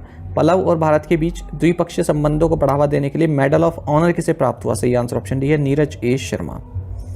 देखिए नीरज ए शर्मा जो कि honorary consul general of the republic of Palau in India हैं, इन्हें हाल ही में मेडल ऑफ ऑनर दिया गया है honorary council corps diplomatic India SCCD India के द्वारा चेन्नई में। अगर हम SCCD इंडिया की बात करें 1995 में इसकी स्थापना हुई थी। It aims to promote mutual understanding among honorary council officers in India and abroad. What is the estimated fresh NPA generation rate for public sector banks in fiscal 25 according to a report by ICRA? ICRA की एक report के अनुसार fiscal 25 में सार्वजनिक क्षेत्र के बैंकों के लिए अनुमानित NPA सृजन दर क्या है? सही आंसर ऑप्शन सी है 1.5%। देखिए 2 साल तक जो है NPA में डिक्लाइन देखने को मिला, लेकिन अब जो gross fresh non performing asset generation है इसमें राइज देखने के लिए मिलेगा फिस्कल 25 में, चाहे वो प्राइवेट सेक्टर बैंक हो या फिर पब्लिक सेक्टर बैंक हो, ऐसा ICRA ने अपनी रिपोर्ट में कहा है। और साथ ही इन्होंने इंडियन बैंकिंग सेक्टर के लिए जो रेटिंग है उसको स्टेबल कर दिया है, पहले पॉजिटिव बताया हुआ था और जो फ्रेश एनपीए जनरेशन रेट है पब्लिक सेक्टर बैंक्स के लिए 1.5% रहेगा, ठीक है। फिस्कल 24 में 1.3% था। प्राइवेट सेक्टर बैंक्स के लिए ये फिस्कल 25 में 2.2% रहेगा, जबकि लास्ट फाइनेंशियल ईयर में 2% था। Gross NPA public sector banks का डिक्लाइन बताया जा रहा है कि 2.5% तक जो है डिक्लाइन रहेगा मार्च 2025 तक। सिमिलरली जो ग्रोस एनपीए है प्राइवेट सेक्टर बैंक्स का, ये 2.1% तक जो है डिक्लाइन हो सकता है मार्च 2025 तक। क्रेडिट टू डिपॉजिट रेशो ये जो है 78% तक जो है बढ़ सकता है, ऐसा बताया गया है। Which company will collaborate with Microsoft to launch unified workbench on Microsoft fabric.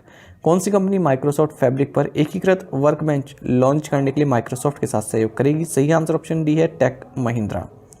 देखिए टेक महिंद्रा माइक्रोसॉफ्ट के साथ कोलैबोरेट करेगी, जिसके तहत एक unified workbench on Microsoft fabric launch किया जाएगा, जो कि एक एनालिटिक्स प्लेटफॉर्म है बिजनेसेस एंड डेटा प्रोफेशनल्स के लिए।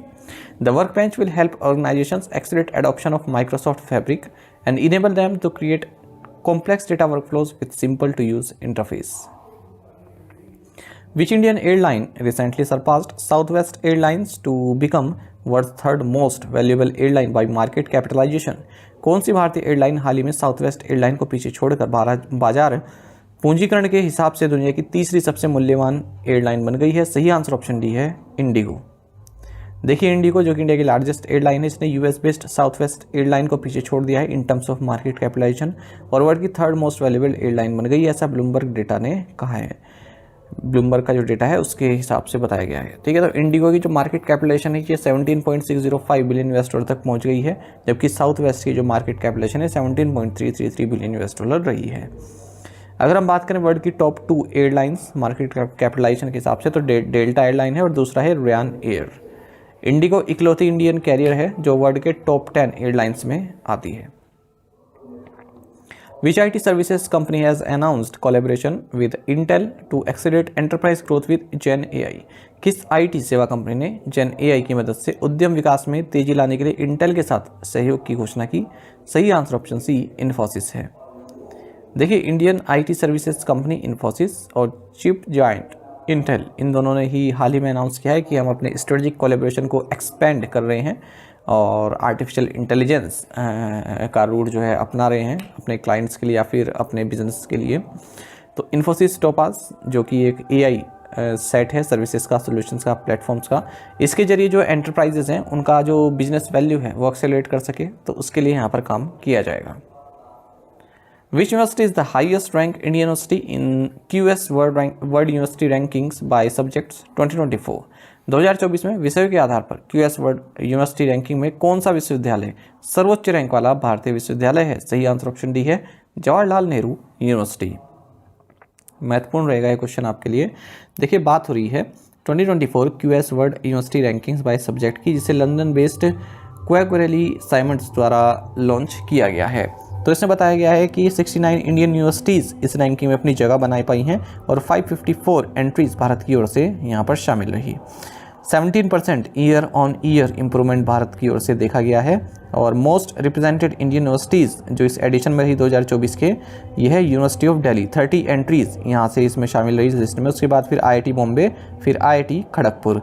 इंडिया की जो हाईएस्ट रैंक्ड यूनिवर्सिटी है वो जवाहरलाल नेहरू यूनिवर्सिटी है फॉर डेवलपमेंट स्टडीज़ के लिए, 20th इसकी रैंक है ग्लोबली, ठीक है। तो सबसे ज़्यादा रिप्रेजेंटेड क्या है? यूनिवर्सिटी ऑफ दिल्ली, यानी कि अलग अलग सब्जेक्ट्स होंगे, अलग अलग स्ट्रीम्स होंगे, ठीक है, उनमें इसको जगह मिली होगी। जैसे किसी और जैसे मान लो केमिकल सब्जेक्ट हो गया, केमिकल इंजीनियरिंग, उसमें IIT दिल्ली को मिल गई, कंप्यूटर साइंस हुआ उसमें मिल गई, ठीक है। तो इस तरह से तो ये सबसे जो है ज़्यादा है भारत की ओर से है। और अगर हम बात करें कि ओवरऑल सबसे हाईएस्ट रैंक जिसकी है, चाहे वो भले ही एक में हो, एक ही एंट्री चाहे उसको मिली हो, तो वो है Jawaharlal Nehru university, 20th globally इसकी रैंक है।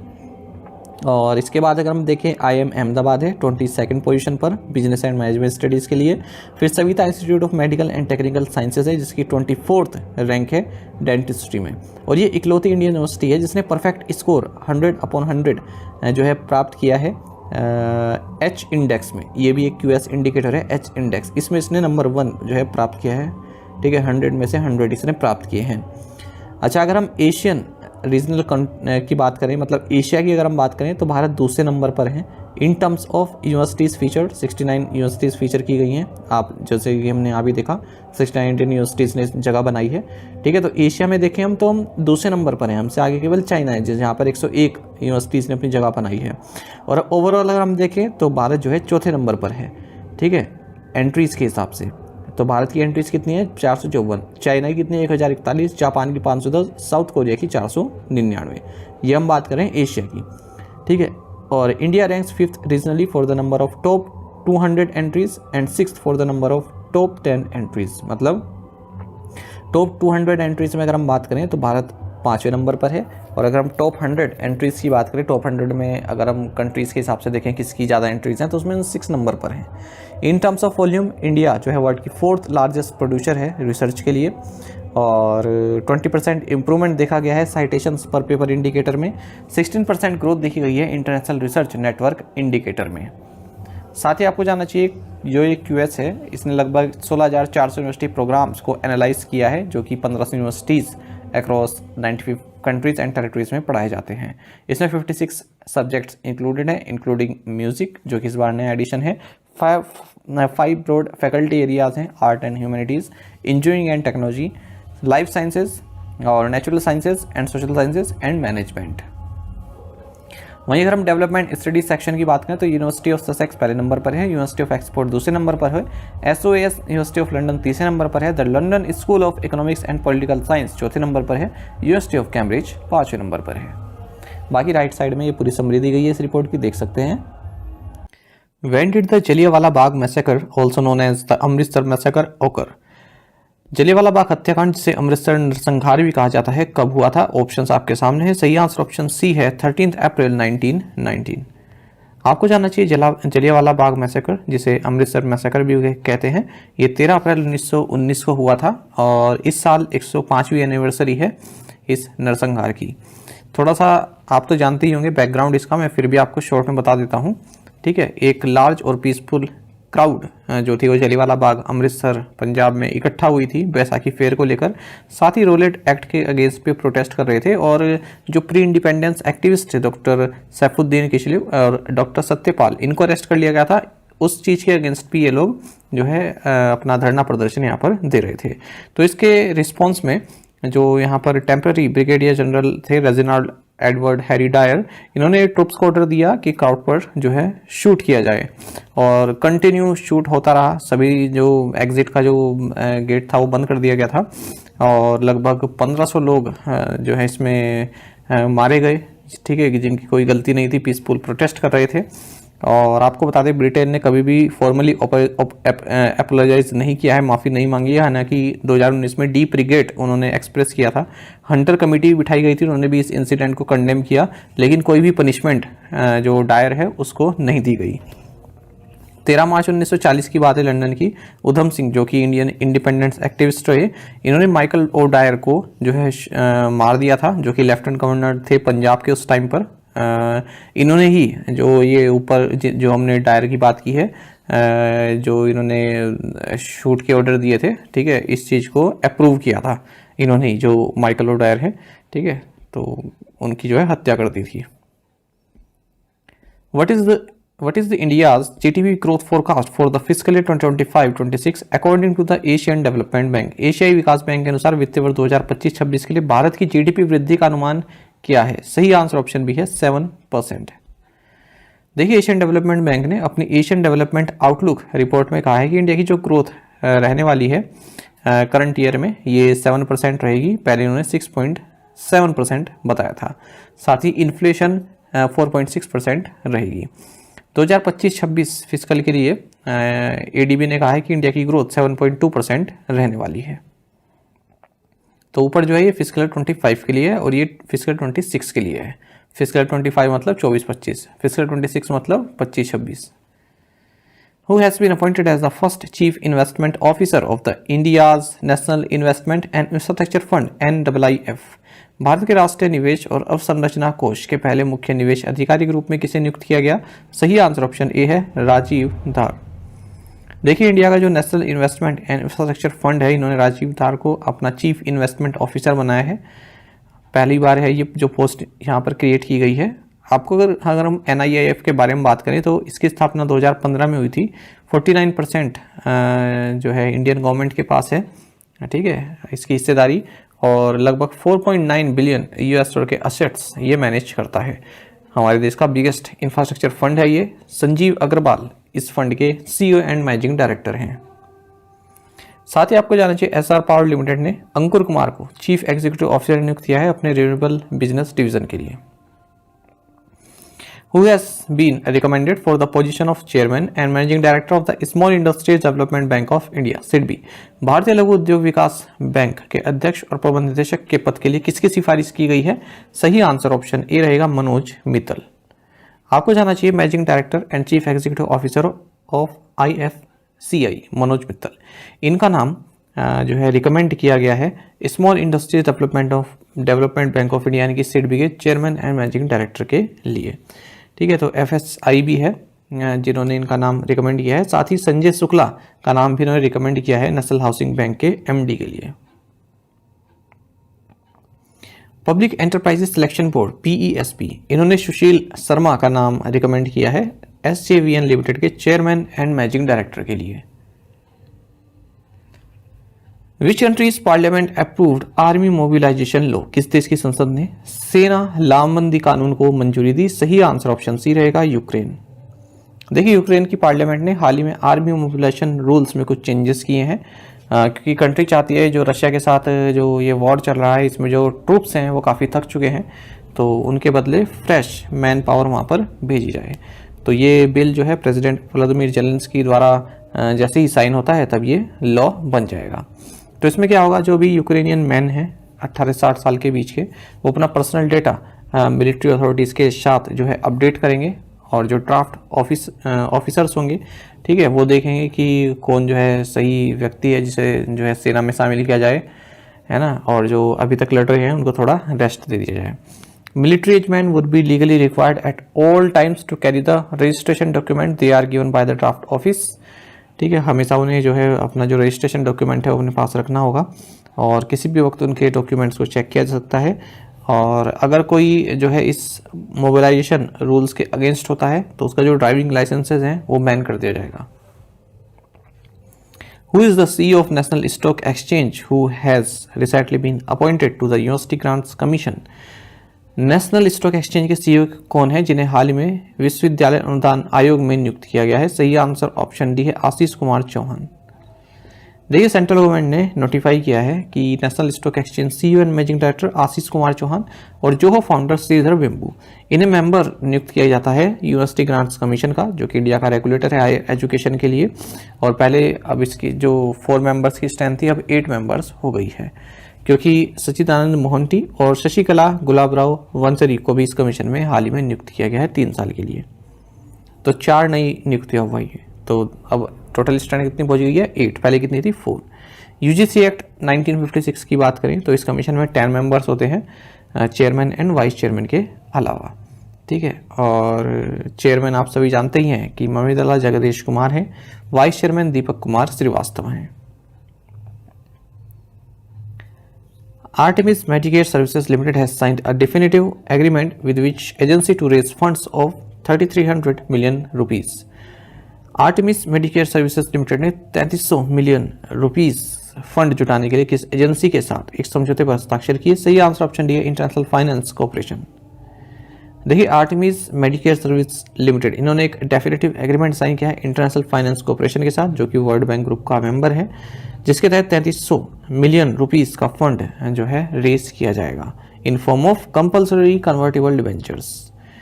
IFC's investment will help the company improve healthcare accessibility and quality by supporting its growth plans in bed capacity, introducing new medical treatment specialties, and establishing cardiac care centers in Tier 2 and 3 cities.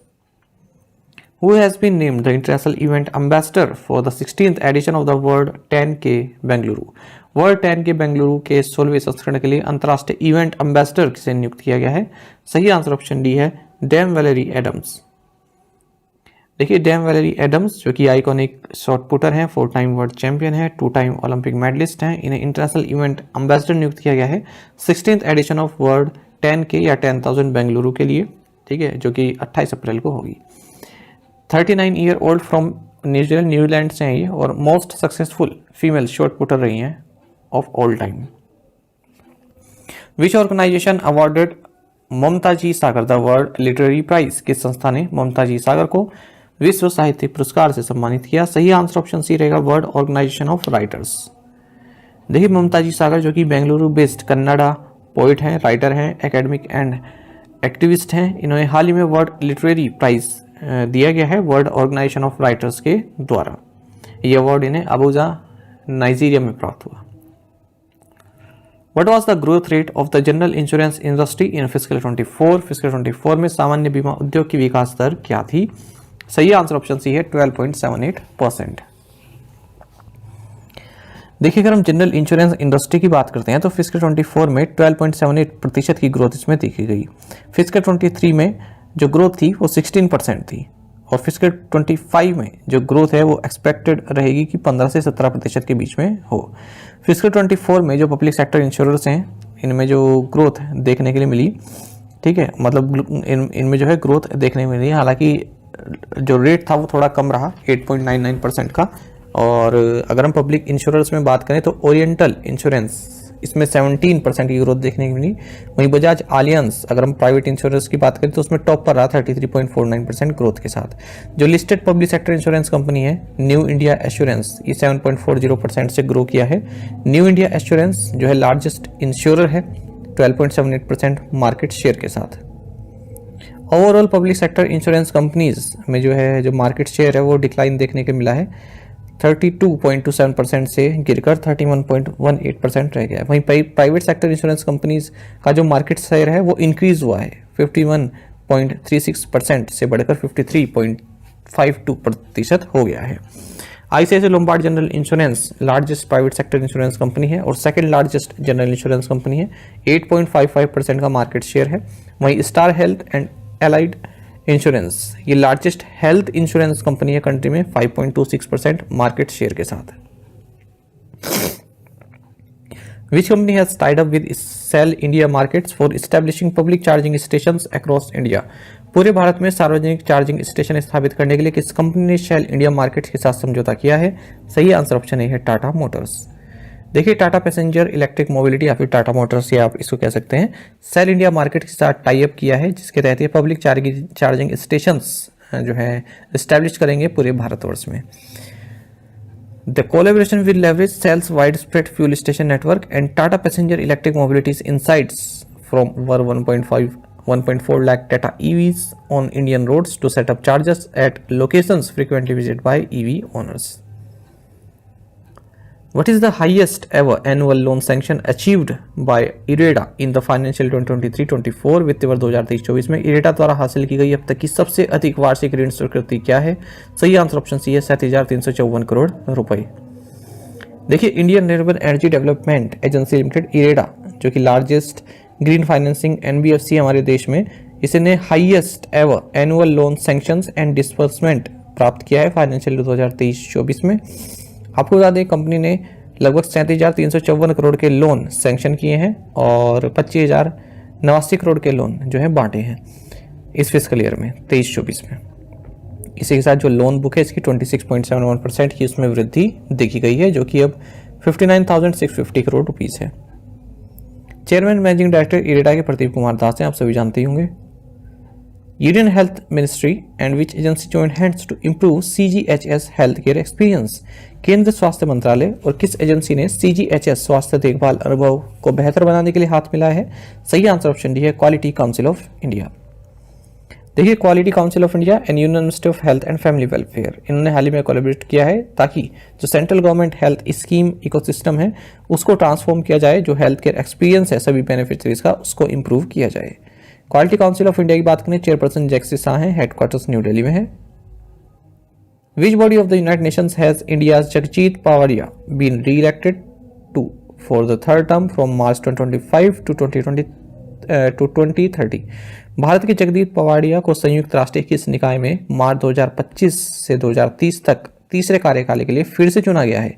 सही answer option भी रहेगा international narcotics control bureau. देखिए, भारत को हाल ही में United Nations की कई सारी जो महत्वपूर्ण बॉडीज़ हैं, निकाय हैं, उनमें चुना गया है और उनमें से सबसे महत्वपूर्ण रहा है जगजीत पवाडिया, जिन्हें री इलेक्ट किया गया इंटरनेशनल नारकोटिक्स कंट्रोल बोर्ड में 3rd टर्म के लिए, है ना। और 5 साल का कार्यकाल रहेगा, मार्च 2025 से 2030 तक। साथ ही भारत को commission on the status for women में भी चुना गया 2025 से 2029 के लिए। यूनाइटेड नेशंस चिल्ड्रंस फंड के एग्जीक्यूटिव बोर्ड में भी चुना गया है 2025 से 27 के लिए। यूनाइटेड नेशन डेवलपमेंट प्रोग्राम के एग्जीक्यूटिव बोर्ड में चुना गया है। और United Nations population fund, United Nations office for project service, इनके पी बोर्ड में चुना गया 2025 से 27 के लिए। साथ ही United Nations entity for gender equality and the empowerment of women, इसके एग्जीक्यूटिव बोर्ड में चुना गया है 2025 से 27 के लिए। वहीं वर्ल्ड फूड प्रोग्राम के एग्जीक्यूटिव बोर्ड में चुना गया है 2025 से 27 के लिए। What percentage of the world's hepatitis cases did India account for in 2022 as per the 2024 Global Hepatitis Report by the World Health Organization? विश्व स्वास्थ्य संगठन की 2024 वैश्विक हेपेटाइटिस रिपोर्ट के अनुसार 2022 में दुनिया के हेपेटाइटिस के कितने प्रतिशत मामले भारत से थे? सही आंसर ऑप्शन ए रहेगा 11.6%। देखिए, यहाँ पर हम बात करें हेपेटाइटिस जो होते हैं ए बी सी डी ई, ठीक है, खास करके बी सी की हम बात कर रहे हैं। तो अगर हम हेपेटाइटिस बी और सी की बात करें 2022 में, तो भारत में जो है केसेस जो देखे गए वो सेकंड हाईएस्ट रहे हैं चाइना के बाद, ठीक है। तो लगभग 3.5 करोड़ इन्फेक्शंस देखे गए हैं भारत में 2022 में, ऐसा कहा है वर्ल्ड हेल्थ ऑर्गेनाइजेशन ने। हेपेटाइटिस आप समझते ही हैं कि लीवर के जो इन्फ्लेशन होता है उसको हेपेटाइटिस बोलते हैं और काफ़ी मेजर हो सकता है, फेटल भी हो सकता है। WHO की 2024 ग्लोबल हेपेटाइटिस रिपोर्ट के अनुसार 254 मिलियन पीपल हेपेटाइटिस बी और 50 मिलियन हेपेटाइटिस सी से ग्रसित रहे 2022 में। और इंडिया में 2.98 करोड़ हेपेटाइटिस बी केसेस रहे 2022 में। वहीं हेपेटाइटिस सी के जो केसेस थे वो 55 लाख थे। तो टोटल 3.5 करोड़ केसेस भारत में रहे। लगभग पूरे वर्ल्ड के 11.6% केसेस भारत में हेपेटाइटिस के रहे हैं अगर हम 2022 की बात करते हैं। आप सभी जानते हैं 5 मेन स्ट्रेन्स होते हैं हेपेटाइटिस वायरस के, A B C D and E. सभी लीवर डिजीज से संबंधित होते हैं, लेकिन ट्रांसमिशन का मॉडल अलग होता है, कितनी सेवेरिटी है इलनेस की, ठीक है, ज्योग्राफिकल डिस्ट्रीब्यूशन, प्रिवेंशन मेथड, इस तरह से अलग अलग थोड़े हो जाते हैं। WHO रिपोर्ट में ये भी बताया गया है कि जो मोर्टेलिटी रेट है वो भी 1.1 मिलियन डेथ्स जो कि 2019 में थी से बढ़कर 1.3 मिलियन डेथ्स हो गई है 2022 में, ठीक है। और हेपेटाइटिस रिलेटेड कैंसर केसेस भी बढ़ रहे हैं, डेथ्स भी बढ़ रही हैं ग्लोबली। हेपेटाइटिस बी के कारण 83% डेथ्स हुई हैं, हेपेटाइटिस सी के कारण 17% डेथ्स हुई हैं, यानी कि हेपेटाइटिस बी काफ़ी खतरनाक होता है। और हेपेटाइटिस जो है सेकंड लीडिंग इन्फेक्शियस कॉज है डेथ का ट्यूबरकुलोसिस के बाद। जो half the burden of chronic hepatitis B and C infection जो है वो 30 से 40 साल के लोगों में होता है जो हेपेटाइटिस बी और सी है। और खास करके जो पुरुषों में है 58% केसेस पुरुषों में देखने के लिए मिलते हैं इसके। Which company is launching the NS-25 mission with a 6-person crew? कौन सी कंपनी 6 व्यक्तियों के दल के साथ NS-25 मिशन लॉन्च कर रही है? ऑप्शंस आपके सामने है। सही आंसर ऑप्शन सी है, ब्लू ओरिजिन। आपको जाना चाहिए ब्लू ओरिजिन जो कि एक एरोस्पेस कंपनी है, अमेजॉन फाउंडर जेफ बेजोस की। इन्होंने कहा है कि हम जल्द ही NS-25 मिशन पर 6 लोगों के दल को भेज रहे हैं। तो ये स्पेस में जाएंगे, टूरिस्ट हैं। और इन क्रू मेंबर्स में खास ये बात ये है कि भारत से भी हैं, आंध्र प्रदेश से गोपी थोतापुरा, ठीक है, ये को फाउंडर है प्रिजर्व लाइफ कॉर्पोरेशन के। और ये फर्स्ट इंडियन रहेंगे जो कि एज अ स्पेस टूरिस्ट जाने वाले हैं। अदर क्रू मेंबर्स की बात करें जो इस फ्लाइट में शामिल रहेंगे, केनेथ एल हेस और सिल्वेन शिरोन, कैरोल सेलर और मैशोन एंजल और former air force captain Ed Dwight. आपको बता दें जो एड वाइट हैं इनको former US president John F Kennedy द्वारा 1961 में सिलेक्ट किया गया था कि यूएस के फर्स्ट ब्लैक एस्ट्रोनॉट कैंडिडेट ही रहने वाले, हालांकि ये जा नहीं पाए। अगर हम बात करें गोपी थोतापुरा की तो ये फर्स्ट इंडियन स्पेस टूरिस्ट रहेंगे, साथ ही सेकंड इंडियन रहेंगे जो स्पेस में जाएंगे। इनसे पहले आप सभी जानते हैं राकेश शर्मा जा चुके हैं 1984 में। ये जो अपकमिंग मिशन है ये ब्लू ओरिजिन का जो ये न्यू शेपर्ड मिशन प्रोग्राम है NS या फिर न्यू शेपर्ड, ठीक है, इसकी 7th ह्यूमन फ्लाइट रहेगी जिसमें ह्यूमन को भेजा जा रहा है। और इस ब्लू ओरिजिन कंपनी की ओवरऑल 25th फ्लाइट ये रहने वाली है। अब तक इस प्रोग्राम के तहत 31 ह्यूमंस को स्पेस में भेजा जा चुका है। एक कार्बन लाइन होती है, ठीक है, ये एक बाउंड्री बताई गई है अर्थ के एटमॉस्फेयर और आउटर स्पेस के बीच में। तो इस कॉर्मन लाइन को अगर पार कर जाते हैं तो इसका मतलब आप एक तरह से स्पेस में पहुंच गए हैं। Who has been appointed as the United Kingdom's first women High Commissioner to India? Bharat में ब्रिटेन की पहली महिला उच्चायुक्त के रूप में किसे नियुक्त किया गया है? ऑप्शंस आपके सामने है। सही आंसर ऑप्शन बी है, लिंडी कैमरॉन। देखिए, यूनाइटेड किंगडम ने लिंडी कैमरॉन इनको एम्बेसडर नियुक्त किया है भारत में अपना, और इस तरह से ये फर्स्ट वुमेन हाई कमिश्नर बन जाती हैं भारत में यूनाइटेड किंगडम की। और ये एलेक्स एलिस को सक्सीड कर रही है इस पद पर। आपको बता दें, ये तो पहली बार कोई महिला जो है हाई कमिश्नर बना गई है यूनाइटेड किंगडम की ओर से। भारत तो कई साल पहले ही जो है महिला एम्बेसडर नियुक्त कर चुका है, हाई कमिश्नर नियुक्त कर चुका है लंदन में। और विजय लक्ष्मी पंडित का नाम सबने जाना होगा। तो 1954 में इन्हें भारत की ओर से लंदन में हाई कमिश्नर नियुक्त किया गया था। प्रेजेंट कौन है हाई कमिश्नर? जो कि भारत के हाई कमिश्नर है यूनाइटेड किंगडम में, इनका नाम है विक्रम के दोराईस्वामी। भारत का जो हाई कमीशन है ये इंडिया हाउस लंदन में लोकेटेड है। विश्व चगास रोग दिवस कब मनाया जाता है? सही आंसर ऑप्शन सी है, 14 अप्रैल। देखिए, वर्ल्ड चगास डिजीज डे ये हर साल 14 अप्रैल को मनाया जाता है ताकि चगास डिजीज के बारे में जो अवेयरनेस है वो फैलाई जा सके। और पहली बार 14 अप्रैल 2020 को ये डे सेलिब्रेट किया गया था। कार्लोस लिबेरो जस्टिनियानो चैगास, जो कि एक ब्राज़ीलियन डॉक्टर थे जिन्होंने इसका फर्स्ट केस डायग्नोस किया था 14 अप्रैल 1909 को। तो इन्हीं के सम्मान में डे मनाया जाता है। आपको बता दें, जो चैगास डिजीज़ है ये पैरासाइट जिसका नाम ट्राइपेनोसोमा क्रूजी है, इसके कारण जो है फैलता है या होता है। ठीक है, और जो ट्रांसमिशन होता है एनिमल्स में और पीपल में, ये इंसेक्ट वेक्टर के द्वारा होता है। केवल अभी अमेरिकाज में ये पाया जाता है ये जो डिजीज़ है। थीम रहेगी 2024 में tackling Chagas disease, detect early and care for life. साथ ही आप सभी जानते हैं कि 14 अप्रैल को ही अम्बेडकर जयंती या भीम जयंती मनाई जाती है। B.R. अम्बेडकर जी का बर्थडे होता है ना। 14 अप्रैल 1891 में इनका जन्म हुआ था। इक्वालिटी डे के रूप में भी जो है इसको लोग मनाते हैं। और 14 अप्रैल 1990 को अम्बेडकर को भारत रत्न अवार्ड से सम्मानित किया गया था। When does India celebrate World Quantum Day 2024? Bharat विश्व क्वांटम दिवस 2024 कब मनाता है? सही आंसर ऑप्शन भी है, अप्रैल 14। देखिए, भारत वर्ल्ड क्वांटम डे 2024 14 अप्रैल 2024 को मनाता है ताकि Bharat quantum science and technology के फील्ड में अग्रणी बन सके। नेशनल क्वांटम मिशन का नाम आपने सुना होगा। Prime minister science technology advisory council द्वारा ये कॉन्सेप्ट लाया गया था कैबिनेट द्वारा। 19 अप्रैल 2023 को इसको अप्रूवल मिला नेशनल क्वांटम मिशन को। और टोटल जो इसकी आउटले है 6000 करोड़ रुपए तक की है। 8 साल का ये मिशन रहने वाला है। The mission aims to seed, nurture and scale up scientific and industrial research and development and create a vibrant and innovative ecosystem in quantum technology.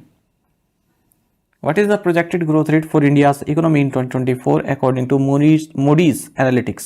Moody's Analytics के अनुसार 2024 में भारत की अर्थव्यवस्था की अनुमानित विकास दर क्या है? सही आंसर ऑप्शन है 6.1%। देखिए, मूडीज एनालिटिक्स ने कहा है अपनी रिपोर्ट में APSC outlook listening through the noise, इस रिपोर्ट में कि इंडिया की जो इकोनॉमी है 2024 में 6.1% रहने वाली है। हालांकि 2030 में 7.7% से ग्रोथ देखी गई थी। APSC यानी कि एशिया पैसिफिक रीजन की अगर हम बात करें तो 3.8% की ग्रोथ देखने को मिलेगी 2024 में। और जबकि जो ग्लोबल इकोनॉमी है वो 2.5% से ग्रो करेगी। इससे पहले एशियन डेवलपमेंट बैंक ने इंडिया की जो GDP ग्रोथ फोरकास्ट है फिजिकल 25 के लिए 7% बताई है। फिच रेटिंग्स ने 7% बताई है, पहले 6.5% बताई हुई थी जो ऑनगोइंग ये फाइनेंशियल ईयर है। रिजर्व बैंक ऑफ इंडिया ने फिजिकल 24 के लिए 7% बताई है। इंटरनेशनल मॉनेटरी फंड ने GDP ग्रोथ जो है फिजिकल ईयर जो मार्च में एंड हुआ है हमारा 6.7% बताई है। और नेशनल स्टैटिस्टिकल ऑफिस ने GDP ग्रोथ एस्टिमेट फिजिकल 24 के लिए 7.6 बताई हुई है। What is India's consumer price index inflation rate in March 2024? मार्च 2024 में भारत की उपभोक्ता मूल्य सूचकांक मुद्रास्फीति दर क्या है? सही आंसर ऑप्शन भी है 4.85%। देखिए, इंडिया की जो कंज्यूमर प्राइस इंडेक्स इन्फ्लेशन है, इसे रिटेल इन्फ्लेशन भी कहते हैं, कि मार्च 2024 में 4.85% हुई है, जबकि फरवरी 2024 में 5.09% हुई थी। तो थोड़ा रिलैक्स हुई है और स्लोली ये जो है RBI का जो कंफर्ट लेवल है 4% इसके पास पहुंच रही है। CPI अर्बन इन्फ्लेशन ये 4.14% रही। CPI रूरल इन्फ्लेशन 5.45% रही। वहीं consumer food price index inflation 8.52% रही है। फरवरी में 8.66% थी। आरबीआई ने जो है इन्फ्लेशन जो प्रोजेक्ट की हुई है 4.9% की हुई है अप्रैल से जून क्वार्टर में, और फिर जुलाई अगस्त सितंबर के लिए 3.8%। इंडिया का जो इंडस्ट्रियल प्रोडक्शन है ये 5.7% रहा फरवरी 2024 में, जनवरी में ये 4.1% था। अगर हम अप्रैल 2030 से फरवरी 2024 तक की बात करें तो इंडिया का जो इंडस्ट्रियल प्रोडक्शन है इसमें 5.9% की ग्रोथ देखी गई है। Who has been appointed as the head of the US-India Tax Forum by the US-India Strategic and Partnership Forum? US-India Strategic and Partnership Forum द्वारा US-India Tax Forum के अध्यक्ष के रूप में किसे नियुक्त किया गया? सही आंसर ऑप्शन ए है तरुण बजाज। देखिए US India strategic and partnership forum, इन्होंने former revenue secretary and ex secretary of economic affairs government of India Tarun Bajaj को हेड नियुक्त किया है या चेयरमैन नियुक्त किया है यूएस इंडिया टैक्स फोरम का। जो यूएस इंडिया टैक्स फोरम है इसको 25 फरवरी 2020 में लॉन्च किया गया था। जो भी मेंबर कंट्रीज़ हैं इस फोरम की, ठीक है, वो जो भी रिलेवेंट गवर्नमेंट है, ठीक है, उनके साथ जो है इंगेज हो सकती हैं टैक्स इशूज से संबंधित, ताकि उनका बिजनेस प्रॉपर तरीके से चलता रहे, है ना। जो यूएस की कंपनीज़ हैं वो भारत में जो है इंगेज कर सकती हैं टैक्स से संबंधित, जो इंडिया की हैं वो यूएस में कर सकती हैं, ताकि टैक्सेशन में कोई दिक्कत ना आए। Where was the steel cutting ceremony of the first fleet support ship held? पहले फ्लीट सपोर्ट शिप का स्टील कटिंग समारोह का आयोजित किया गया। सही आंसर ऑप्शन डी है विशाखापट्टनम। देखिए स्टील कटिंग सेरेमनी, जो 5 फ्लीट सपोर्ट शिप्स हैं उनमें से जो पहली शिप है उसकी स्टील कटिंग सेरेमनी हाल ही में हिंदुस्तान शिपयार्ड लिमिटेड विशाखापट्टनम आंध्र प्रदेश में हुई है। इसकी अध्यक्षता इस सेरेमनी की डिफेंस सेक्रेटरी गिरिधर अरामान्य द्वारा की गई। आपको बता दें जो ये जो HSL है यानी कि हिंदुस्तान शिपयार्ड लिमिटेड, इसको कॉन्ट्रैक्ट दिया गया है जिसके तहत ये 5 फ्लीट सपोर्ट शिप्स को एक्वायर करेगी, और अगस्त 2023 में ये जो साइन है वो किया गया था, MOU साइन किया गया था, और इंडियन नेवी को 2027 तक जो है ये डिलीवर करेगी। इन शिप्स का जो टोटल डिस्प्लेसमेंट है ये 40,000 टन्स का है, and they will carry and deliver fuel, water, ammunition and stores, enabling prolonged operation without returning to the harbor, thus enhancing the fleet's strategic reach and mobility. Which bank became the first private bank to open a branch in Lakshadweep? कौन सा bank Lakshadweep में शाखा खोलने वाला पहला निजी bank बन गया है? सही आंसर ऑप्शन सी है HDFC बैंक। देखिए HDFC बैंक ने हाल ही में कवराती आइलैंड लक्षद्वीप में अपनी ब्रांच खोली है। इसी तरह से ये पहला प्राइवेट सेक्टर बैंक बन गया है जिसे लक्षद्वीप यूनियन टेरिटरी में अपनी ब्रांच खोली है। HDFC संबंधित और करंट अफेयर्स देख लेते हैं। HDFC बैंक और TD बैंक ग्रुप ने हाल ही में पार्टनरशिप की है ताकि कनाडा में जो भी इंडियन स्टूडेंट्स स्टडी प्लान कर रहे हैं, ठीक है, उनके लिए फाइनेंस की कोई दिक्कत ना हो। HDFC ने एक MOU साइन किया steel authority of India limited के साथ for corporate salary relationship. HDFC bank परिवर्तन ने चिदाग्नि फाउंडेशन और जिसके पार्टनर्स हैं प्रथम और नया सवेरा, इनके साथ मिलकर first learning centre underprivileged children के लिए गुरुग्राम में लॉन्च किया है। Canara bank has partner with which institution to empower startup nation wide? Canara bank ने देश भर में स्टार्टअप्स को सशक्त बनाने के लिए किस संस्था के साथ साझेदारी की? सही आंसर ऑप्शन सी है IIT बॉम्बे। देखिए कैनरा बैंक और साइन यानी कि society for innovation and entrepreneurship, जो कि IIT बॉम्बे बेस्ड एक इंक्यूबेटर है, इन्होंने हाल ही में स्टार्टअप्स को जो है एम्पावर करने के लिए एक MOU साइन किया है। Under the Canara startup scheme financial assistance at attractive return on investment will be provided for establishment, promotion and modernisation. SINE a tech incubator will offer end to end support for startups ensuring their success. तो जो भी startups हैं इस incubator संबंधित, ठीक है, उनको finance की सुविधा प्रोवाइड कराएगा Canara bank. What is the name of the insurance platform that ICICI Lombard General Insurance Company Limited partnered with? उस बीमा प्लेटफॉर्म का नाम क्या है जिसके साथ ICICI Lombard General Insurance Company Limited ने साझेदारी की है? सही आंसर ऑप्शन डी है पॉलिसी बाजार। देखिए ICICI Lombard General Insurance Company ने हाल ही में पार्टनरशिप की है इंश्योरेंस प्लेटफॉर्म पॉलिसी बाजार के साथ। The collaboration aims to provide insurance solutions to Indian customers through Policybazaar's रीच। ICICI Lombard General Insurance के CMD संजीव मंत्री हैं। Which company has partner with eSewa and the hotel association of Nepal Pokhara to popularise UPI on PhonePe network? PhonePe network पर UPI को लोकप्रिय बनाने के लिए किस कंपनी ने ई-सेवा और होटल एसोसिएशन ऑफ नेपाल पोखरा के साथ साझेदारी की है? सही आंसर ऑप्शन बी है फोन पे। देखिए फोन पे ने ई-सेवा और होटल एसोसिएशन ऑफ नेपाल पोखरा के साथ पार्टनरशिप की है ताकि जो फ़ोन पे नेटवर्क है उस पर यूपीआई को पॉपुलराइज किया जा सके। और ये सब गतिविधियाँ हो रही हैं फेवा न्यू ईयर फेस्टिवल जो कि 11 से 14 अप्रैल के बीच चल रहा है नेपाल में, इसके लिए। और यहाँ पर कियोस्क भी जो है इंस्टॉल किए गए हैं ताकि बताया जा सके किस तरह से डिजिटल पेमेंट की जाती है। फ़ोन पे along with e Seva and HAN Pokhara will showcase the ease of UPI payments. Which institution in India developed the nano sensor for detecting cytokines. Bharat में किस संस्थान ने साइटोकिन्स का पता लगाने के लिए नैनो सेंसर विकसित किया है? सही आंसर ऑप्शन डी है, Indian institute of technology Jodhpur. देखिए, Indian institute of technology Jodhpur में जो रिसर्चर्स हैं इन्होंने नैनो सेंसर डेवलप किया है ताकि साइटोकिन्स का क्विक डिटेक्शन किया जा सके। साइटोकिन्स क्या हैं? ये जो है प्रोटीन्स होते हैं जो कि वेरियस सेल्स को रेगुलेट करते हैं। और इससे क्या होगा, अब जैसे ही साइटोकिन्स का डिटेक्शन हो पाएगा तो जो मोर्टेलिटी रेट है शरीर में वो घट जाएगी, क्योंकि बीमारियों का जल्दी पता चल जाएगा, है ना। कोई डिजीज़ है उससे संबंधित जो है अर्ली वार्निंग हमें प्राप्त हो जाएंगी। Cytokines are one of the many biomarkers of inflammation that are use for diagnosing disease and tracking their progression. तो जो साइटोकिन्स हैं, ठीक है, इनको अगर हम जो है इनको अगर हम एनालाइज करते हैं तो उससे पता चल जाता है कि जो है शरीर में क्या दिक्कत है या कोई बीमारी है, उसको डायग्नोस करने में जो है मदद मिलती है। Which multinational car maker in India has commenced the export of locally manufactured EC3 electric vehicles to international market. Bharat में किस बहुराष्ट्रीय कार निर्माता ने अंतर्राष्ट्रीय बाजारों में स्थानीय रूप से निर्मित EC3 इलेक्ट्रिक वाहनों का निर्यात शुरू किया? सही आंसर ऑप्शन सी है, सिट्रॉन। देखिए, फ्रेंच कार मेकर सिट्रॉन, इसने अनाउंस किया है कि हमने भारत में निर्मित EC3 जो इलेक्ट्रिक व्हीकल है इनको एक्सपोर्ट किया है। तो इस तरह से फर्स्ट मल्टीनेशनल कार मेकर बन गई है इंडिया में जिसने भारत से जो है इलेक्ट्रिक व्हीकल्स को एक्सपोर्ट किया है ग्लोबल मार्केट्स में। और इंडोनेशिया भेजी गई है ये पूरी शिपमेंट कामराजर पोर्ट चेन्नई से। Where did the Trishakti corps of the Indian army conduct a training exercise on anti tank guided missile firing.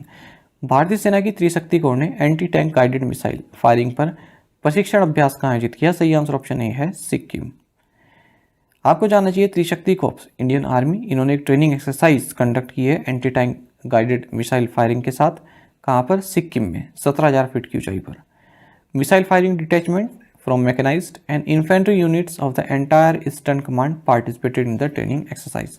The ATGM यानी कि anti tank guided missile detachment demonstrated the capability to neutralise armoured threats with unparalleled lethality, ensuring mission success in treacherous mountains. In which position did India rank in the Hurun Global Unicorn Index 2024? Hurun global unicorn index 2024 में भारत के स्थान पर है? सही answer option C है, third. देखिए, Hurun global unicorn index 2024 के अनुसार अगर हम 2017 से देखें तो पहली बार ऐसा हुआ है जब भारत में यूनिकॉर्न क्रिएशन जो है वो डिक्लाइन हुआ है। यानी कि यूनिकॉर्न जिस तरह से भारत में सेटअप हो रहे थे, है ना, उनकी जो है गति में थोड़ा ब्रेक लगा है। देखिए, 2023 में भारत में 67 यूनिकॉर्न्स थे और भारत तीसरे नंबर पर है। और जबकि उससे एक साल पहले 68 जो है इस तरह के स्टार्टअप्स थे जो यूनिकॉर्न की कैटेगरी में आ गए थे। तो एक पायदान कम रहा है और भारत ओवरऑल तीसरे नंबर पर यूनिकॉर्न्स के मामले में। वहीं यूनाइटेड स्टेट में 703 यूनिकॉर्न है, 2022 के मुकाबले 37 और बड़े हैं। चाइना में 340 यूनिकॉर्न है, चाइना दूसरे नंबर पर है।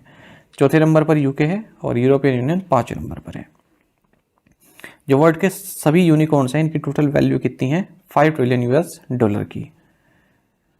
अच्छा, इसमें ये बताया गया है कि इंडिया की ओर से जो यूनिकॉर्न जो सेटअप किए गए हैं वो विदेशों में ज़्यादा किए गए हैं।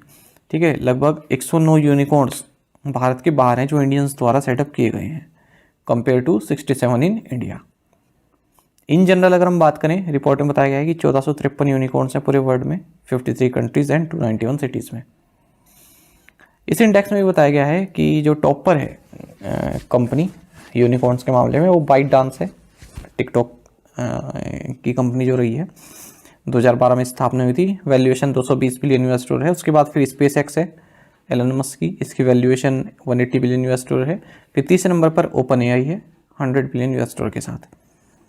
अच्छा, जो टॉप 10 लिस्ट में जो भी कंपनीज हैं उनकी valuation minimum 33 billion US dollar तो रही है ना। और इस साल की जो टॉप 10 यूनिकॉर्न्स हैं वो लगभग 18% जो है वर्ल्ड के यूनिकॉर्न्स का जो है उनमें शेयर है मतलब आप समझ सकते हैं कि मतलब 18% उनकी वैल्यू है टोटल वर्ल्ड के जितने भी यूनिकॉर्न्स हैं उनमें, उनसे अगर कंपेयर करें। टॉप 10 में चाइना से भी 4 हैं कंपनीज और यूएस से भी 4 कंपनीज हैं यदि हम यूनिकॉर्न की बात करें। बाकी एक कंपनी ऑस्ट्रेलिया और माल्टा से हैं। साथ ही करंट अफेयर्स फंडा को आप टेलीग्राम पर भी ज्वाइन कर सकते हैं। यहाँ पर रेगुलर वीडियो अपडेट्स और करंट क्विज हम आप सभी के लिए डालते रहते हैं। साथ ही डिस्कशन ग्रुप में आप किसी भी क्वेश्चन का सोल्यूशन पा सकते हैं। दोस्तों हमारे प्लेलिस्ट की लिस्ट यहाँ पर हमारे करंट अफेयर्स की प्लेलिस्ट दी गई है, इसको आप जरूर देखें। अपने दोस्तों के साथ फेलो एस्पिरेंट साथ हमारे करंट अफेयर्स को शेयर जरूर करें। आज का ये सेशन आपको कैसा लगा आप कमेंट बॉक्स में अवश्य बताइएगा। Thank you guys.